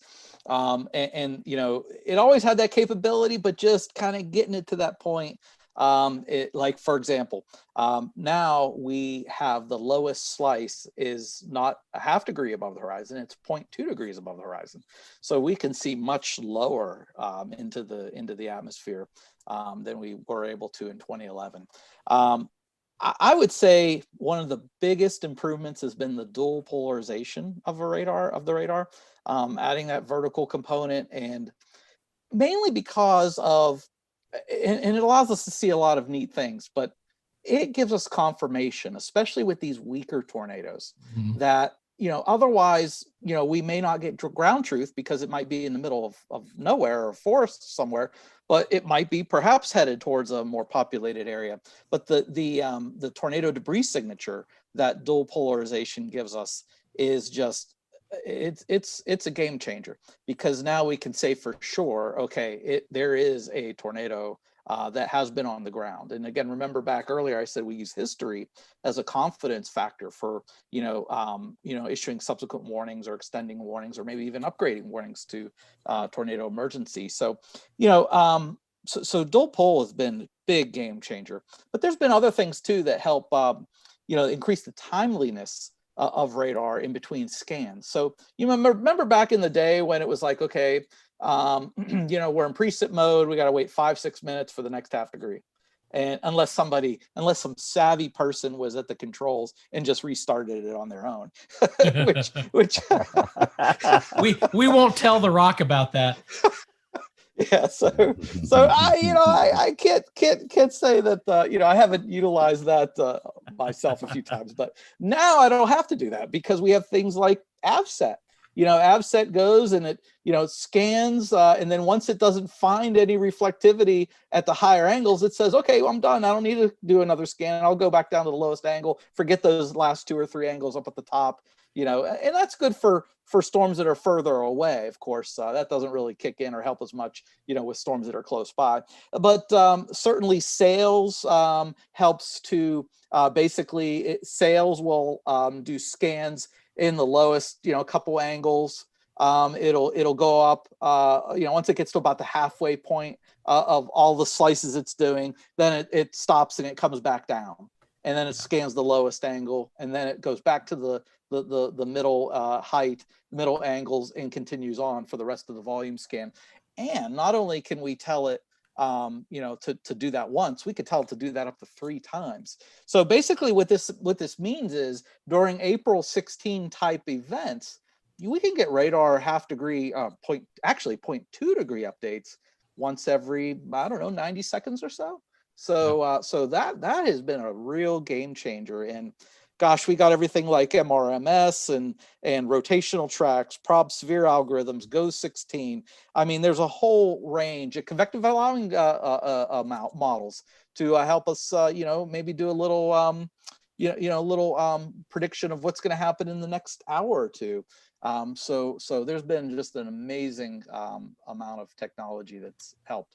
You mentioned dual pole, and that was the day where WREL had a dual pole radar for a couple of years, and I was there, and we saw the debris signature on our radar for the first time in that event. And it was one of those events where I think it helped with that first tornado warning in Lee County. It came out of Moore County to Lee County, and it hit in near Sanford, and we started to see the debris kick up, and that helped to, like you said, increase the confidence. We knew it was doing damage at that point. We knew it was on the ground, and there was no more, radar indicated. We knew that. And then we started getting the damage reports. And after that, we knew all of them were touching down. And it was one of those days where you didn't need so much fancy radar. You just needed to be able to find the hooks and then, draw the storm tracks from there and go. Virginia, how have things changed? You mentioned that NWS chat is, a big deal for y'all. How have things changed on the spotter front since 2011? Double check the mute there. There we go. I apologize.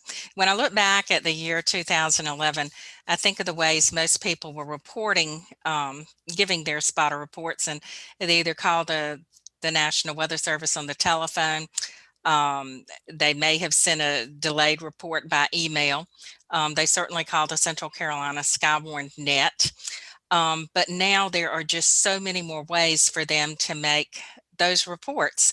They certainly can use those methods. Those are still viable methods, but now we've got, I think, many more spotters making reports on the Central Carolina Skywarn Facebook page. I think they probably make some on the National Weather Service Facebook page. A lot of spotters are using MPing app to make a report, or if they make a hail report on Kokoraz, the National Weather Service is instantly receives that report. There are even ways to make a report online.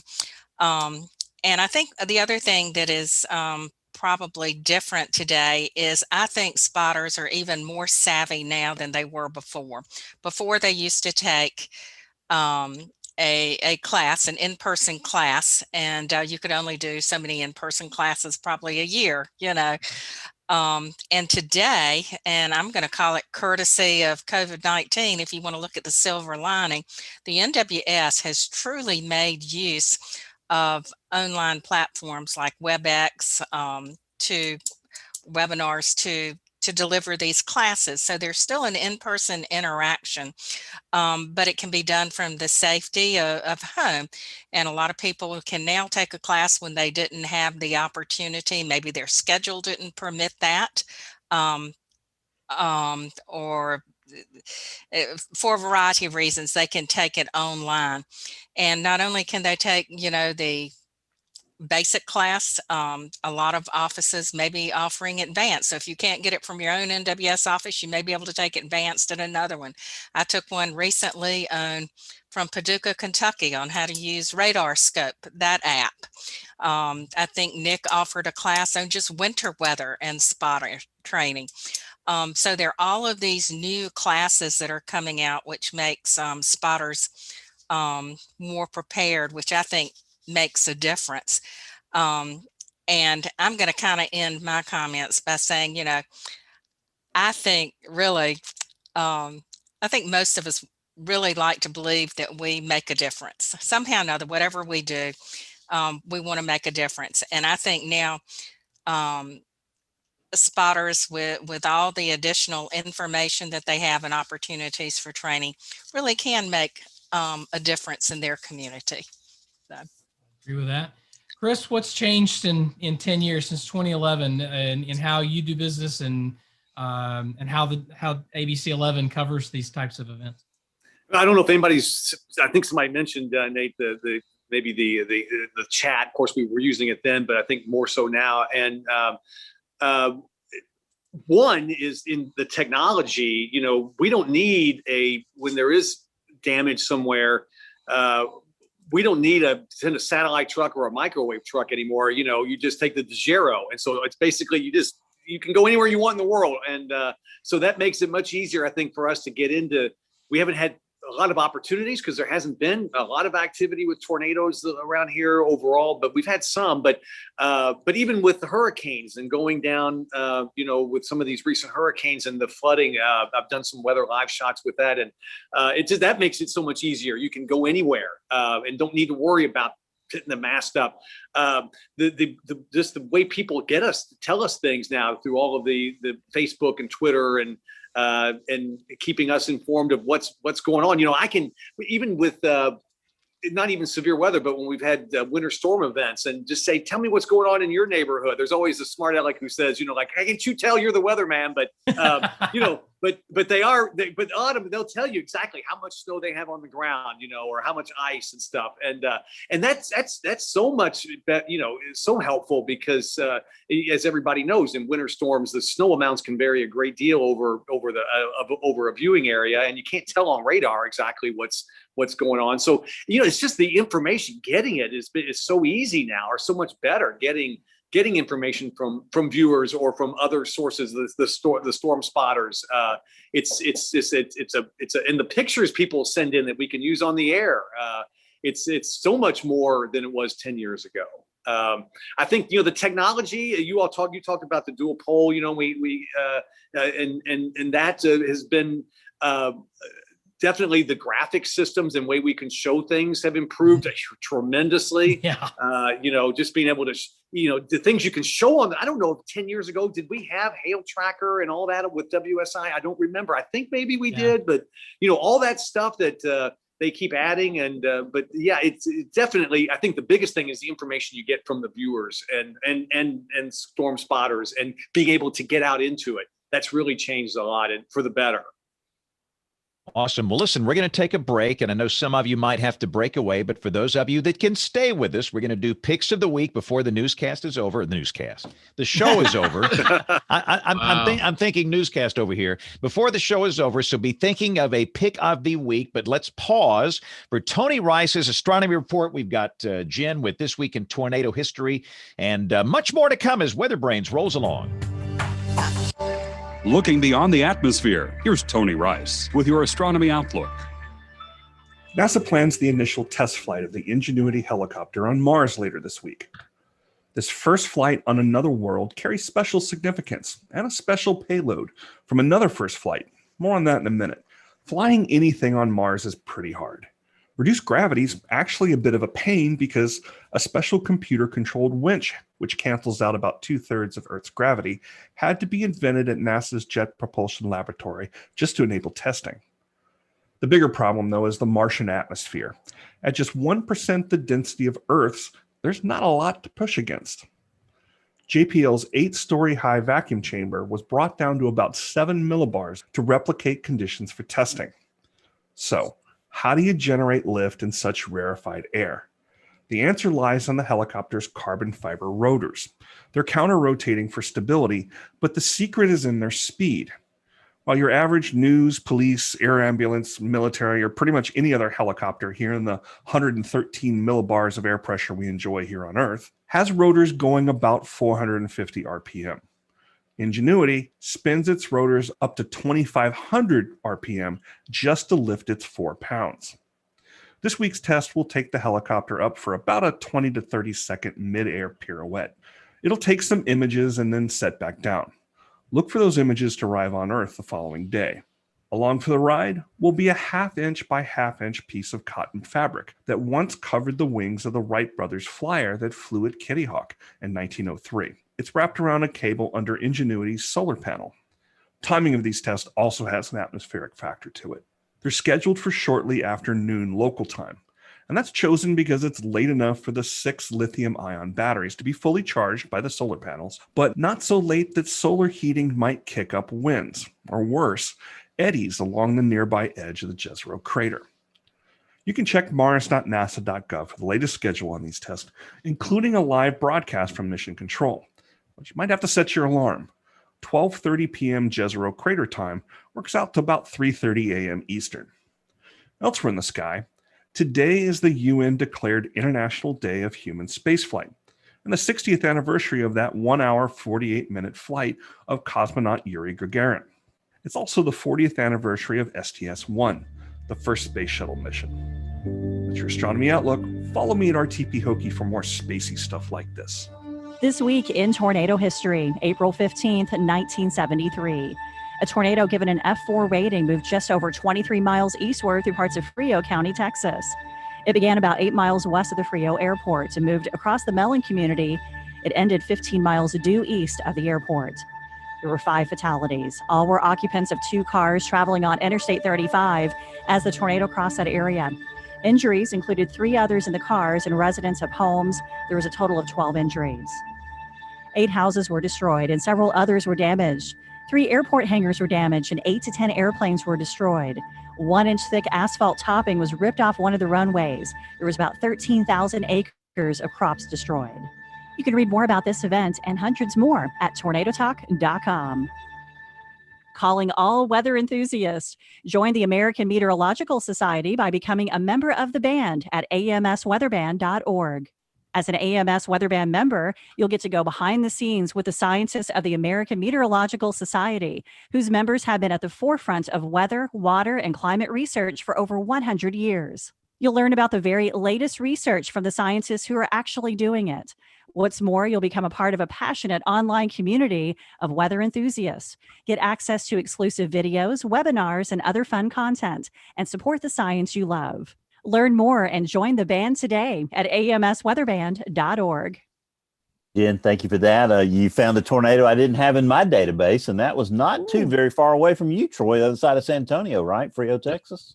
Down south, yeah. So Troy, it looks like tonight you must have used your 0.2 degree setting on your death ray for weather to evaporate that hailstorm. Yeah, that storm went away, but I will tell you that we are getting reports. I was just getting stuff off of WeatherWire a second ago that there was actually out in McCullough County, which is kind of south of Brady, Texas. This storm went from Brady to near Delano tonight, but we had reports of hail up to grapefruit size in some of those areas. And then in Llano, which is a beautiful city out northwest of Austin, the hail there, I saw the one of the hill country cowboy churches out there. Some spotters were out there with busted windshields and what I kind of perceived as being anywhere between golf ball and tennis ball size hail. So that one died out pretty quick, but there are a couple other cells out west of Junction on I-10 tonight. And I noticed just now the Storm Prediction Center has issued a new mesoscale discussion out there. Here in Austin, it's quiet. Checked the MMTS a little while ago. The temperatures are still holding pretty much tonight in the 70s here in the Austin area, but an overrunning pattern for the coming days, guys. We're going to get into a cold wedge of cooler surface air. We call it cold, highs in the 60s and 70s. But around here, our average 30-year averages are above 80 now for highs. So this is going to be a little bit of an overrunning pattern. That front, once it comes south tonight, will stay south of Austin through early next week. And that means clouds, it means overrunning, get the moisture up and over that shallow wedge, and disturbances coming in from the west. And Kim, kind of the same thing over North Texas and other areas. Some of that overrunning moisture will go pretty far north of the actual surface frontal boundary itself.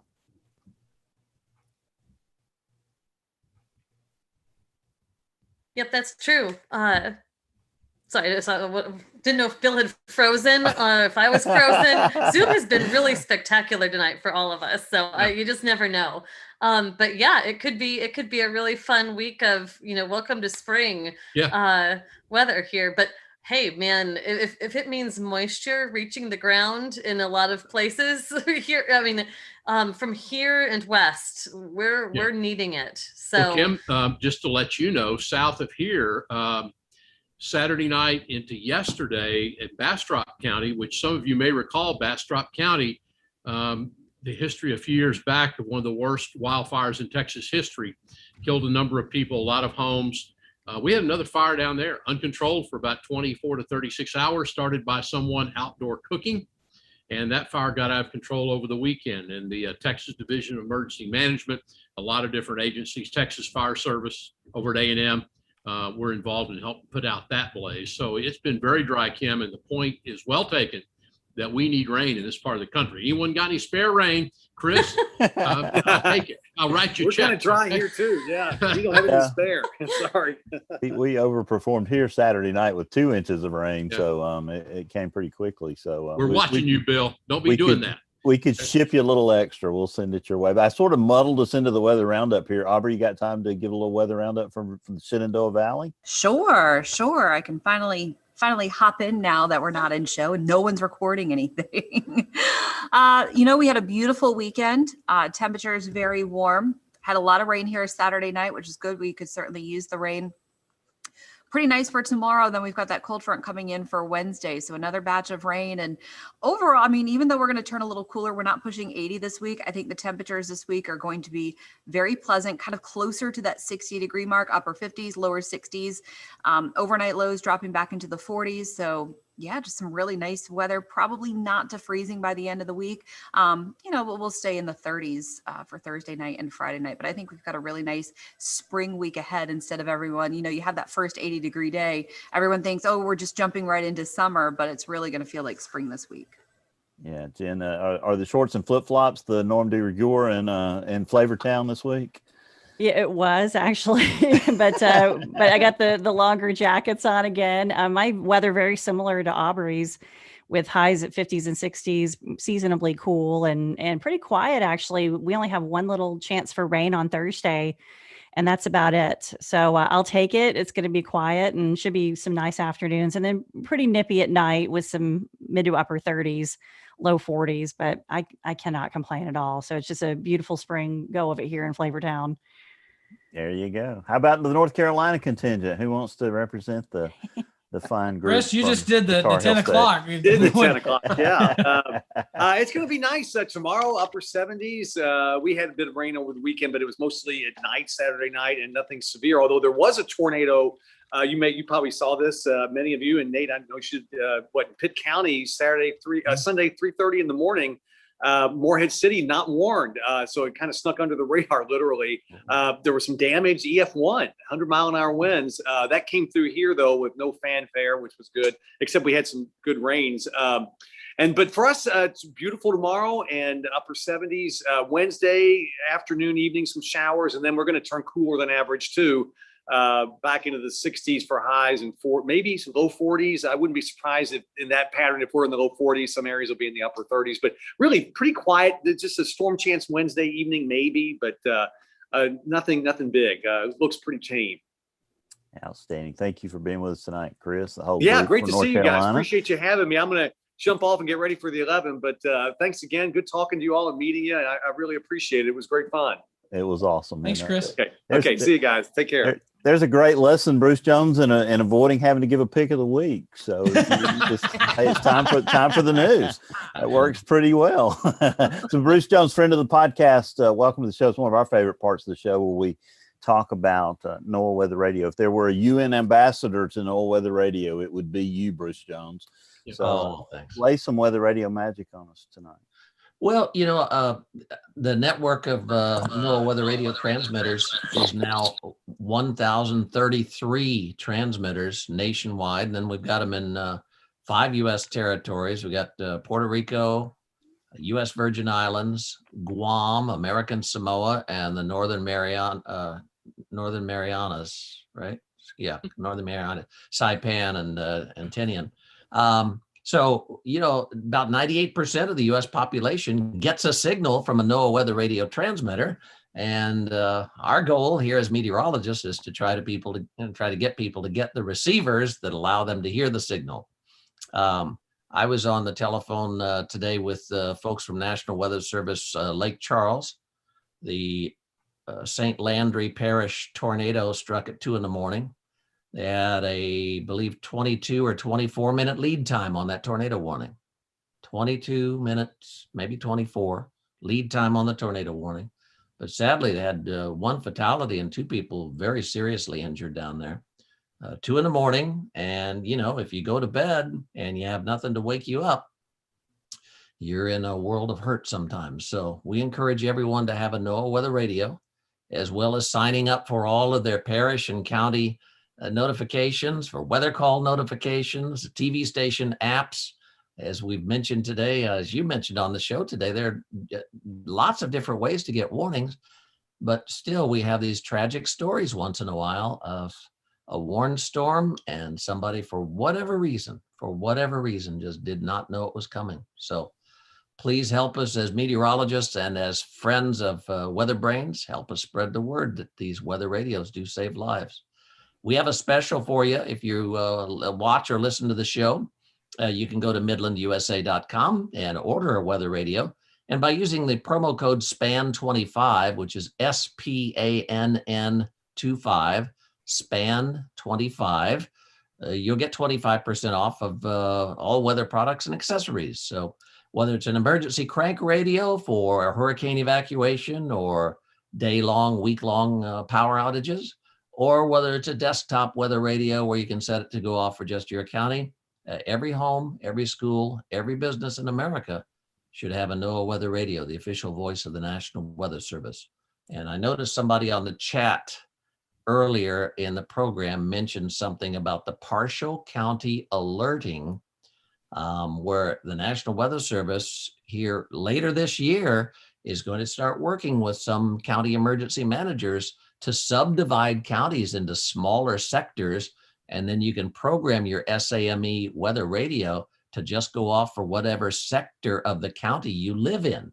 So if you're just in the northwest corner, later this year, National Weather Service is going to start rolling this out, and we'll be able to subdivide some of these counties as long as the emergency managers and the National Weather Service offices agree on the subdivision. So an interesting topic for discussion might be, how do you subdivide a county? Do you subdivide it based on the roads, the highways, the rivers, the shape of the county?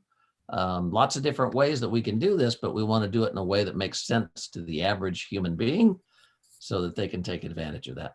And Bruce, the weather radio works in reverse, because Friday night when we were expecting storms here overnight, I knew I could go to bed, have that weather radio set by my head, programmed for my county. I might have gotten a warning for the northern part of the county, so the subdivision will help eventually. Yeah. But I knew when I heard those storms rolling through about 3 or 4 o'clock in the morning that I could just roll back over and go back to sleep. And Bill, know that I was safe. Same thing here tonight, Bruce. The hailstorms out around Atlanta. I've got my WR 120 that Bruce knows I have. I've got it here in the temporary housing, and I'm telling you, the alarm goes off. You hear it. Bruce has told us so much about the alarm and the requirements the federal folks put on that. And folks, it works. But you've got to go out there and you've got to listen to what Bruce and everyone is telling you. You've got to go out there and get that weather radio. I wish that all of us could come and bring you one. It's physically impossible for us to do that. But, I'm just telling you, this is a hell of an investment that people need to make. It is an absolutely incredible investment. And Nate Johnson, I've talked long enough tonight to run James Spann off the show. I didn't mean to do that, but here we are, I guess. It's been a really fascinating conversation tonight, and really amazing to start to think about that, because when Virginia was talking about, realizing that they were going to have to go into shelter, same thing happened to us that day, because we were so intense, tracking and, putting out this information that, I suddenly realized that we were in danger, and that I might have endangered the entire crew, because, we were sitting there working away and they didn't have time to go be anywhere else. We had to shelter in place. And that's a scary feeling while you're waiting for that mesocyclone to pass over. So it sort of gives you chills a little bit. I guess it's a good time for picks of the week. We'll go ahead and wrap up the show, unless you've got email or anything you want to. Do you have time, or can you? Still locked out. I couldn't even. Still locked out. We'll just I had make to up something, message. I had to message my morning met this morning because we had our NWS workshop, and that's when I figured out I could not get into my email, and I'm like, oh my gosh, I need the link.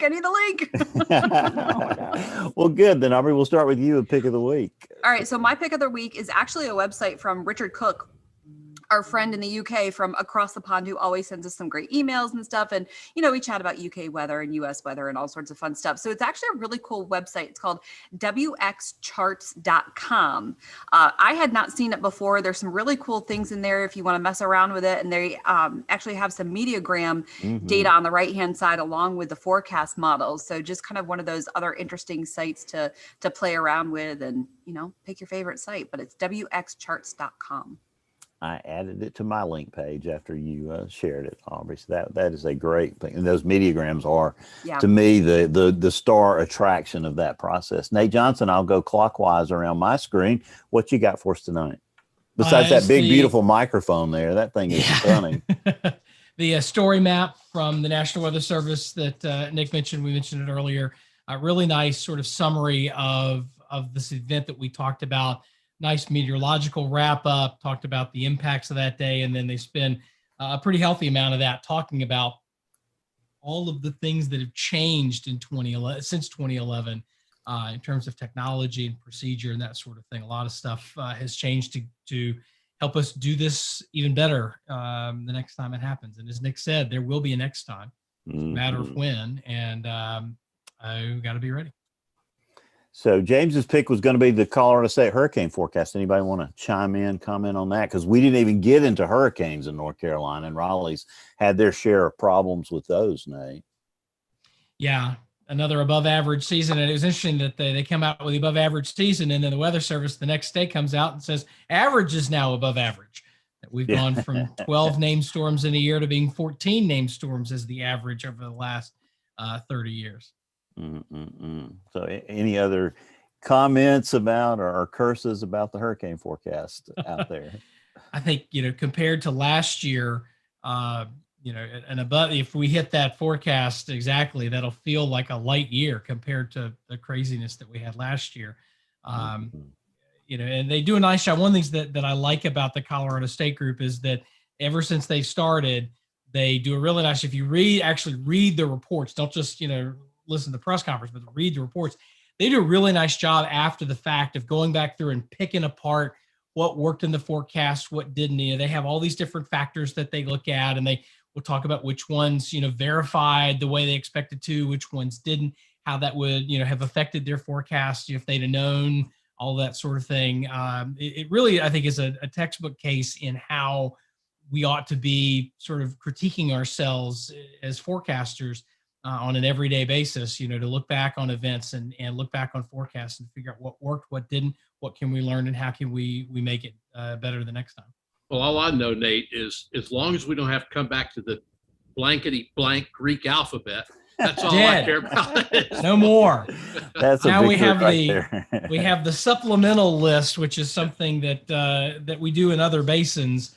And we now got that supplemental list that we can tap into. What's interesting, what I'm going to be interested to see, and I don't know if we know this or not, is are they going to reset the supplemental list every year, or is it going to be if we use the A name this year and then we have to dip into it, do we start with the B name next year, or not? But in any event, no more alpha, beta, and that the interesting thing about the Greek, well, you've got eta, zeta, theta, all this stuff, but it gets really tricky in how those are pronounced, because in English and sort of like math circles, you pronounce them one way.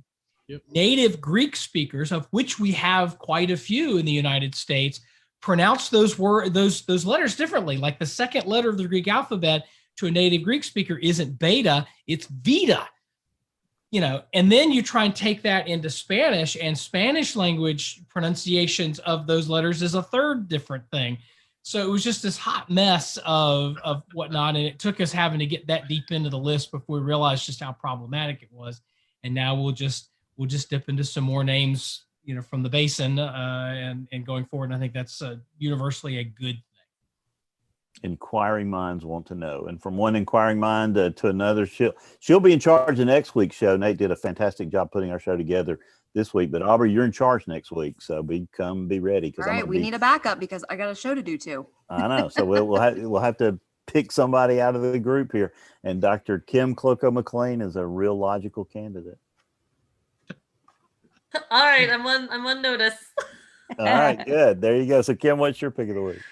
My pick of the week is a recent article in the BAMS, the Bulletin of the American Meteorological Society, especially in light of the conversations, I mean, even that we just dipped into a little bit tonight, but we've had in recent weeks about tornado outbreaks. I thought this was a really interesting article. It gets into the historical definitions. How have tornado outbreaks been defined through time? And I think it'll be a really approachable and neat read for listeners of the show. And also we're hoping to get the authors on our show for a future podcast. It's looking like, Bill, possibly sometime in June. I know we need to nail that down, but they've sort of accepted. And I think that would be a really great topic because, man, talk about high risk day. What do you think actually verifies that? What do you think counts as a tornado outbreak? Is it just a whole bunch of little tornadoes? If a few people are killed, there's some people who feel like that maybe didn't deserve to get the label. I think it'll be a really good conversation. And the excitement of the authors was just palpable when their emails came back, Kim. You could tell that they are really looking forward to this show. Yes. And I'll just highlight here Paulina Swick, the lead author of the publication.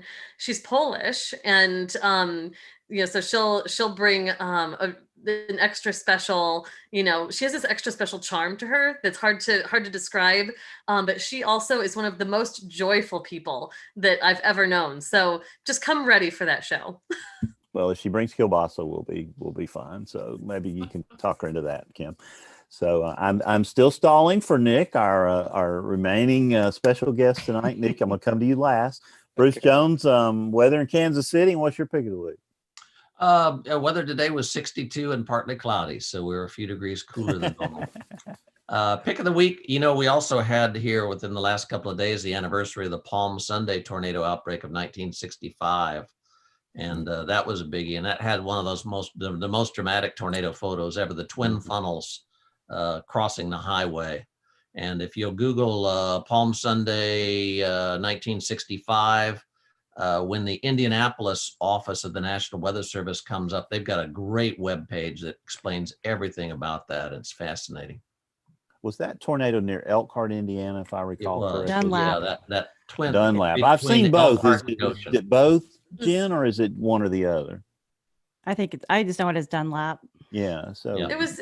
I think it hit Elkhart that's as your well. part of the country there, Kim. Yeah, my mom actually was there for that event and saw at least some of one of the tornadoes that day. She grew up in the area, so and so did I. But yeah, it as I recall, it was Elkhart too. Yep. Well, I remember hearing on the radio the next day. I was only 3.5. My parents told me I was too young to remember it, but I remember news broadcasts about it the next day. And I think that it forged part of why I had a fear and respect of weather as an early age was that outbreak. So that was the biggest thing since the tri-state tornado. That was the biggest death toll since the tri-state. Wow. So you never know. So Bruce, that gets you covered right there. Got you all taken care of. Anything else we need to talk about from you tonight? Well, I'm good. I've got a new train cam in Parkville, Missouri. I didn't even know where that was. Now I do. Right up there. Yeah, on the BNSF. And I've seen a couple of freight trains go through tonight, so not too far away. Looks like a pretty cool place. Jen Naramore, our tornado historian. If you haven't done it already, go out and sign up for Jen's premium coverage. It's super. Thank you. Yeah, my great grandparents were in the Kokomo tornado from Palm Sunday. And so I actually talked to my great uncle and got his story and put that on our event page for that. And they saw multiple vortices during that event, and everybody was okay, but it hit the car and shattered the windows, and he was young at that point. It was pretty scary, but I documented his event. And my pick of the week is actually a tornado flipping a car in Seneca, South Carolina. Did you guys see that video?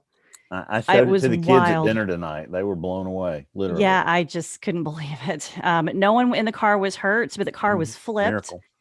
And the tornado was rated EF1. It was 90-mile-per-hour winds with that. But so I have the link to the article that talks about that event. And whoever was sitting in that SUV or whatever it was in front of them, they are counting their lucky stars, because I mean they weren't 8 feet away from that car, and Mhm.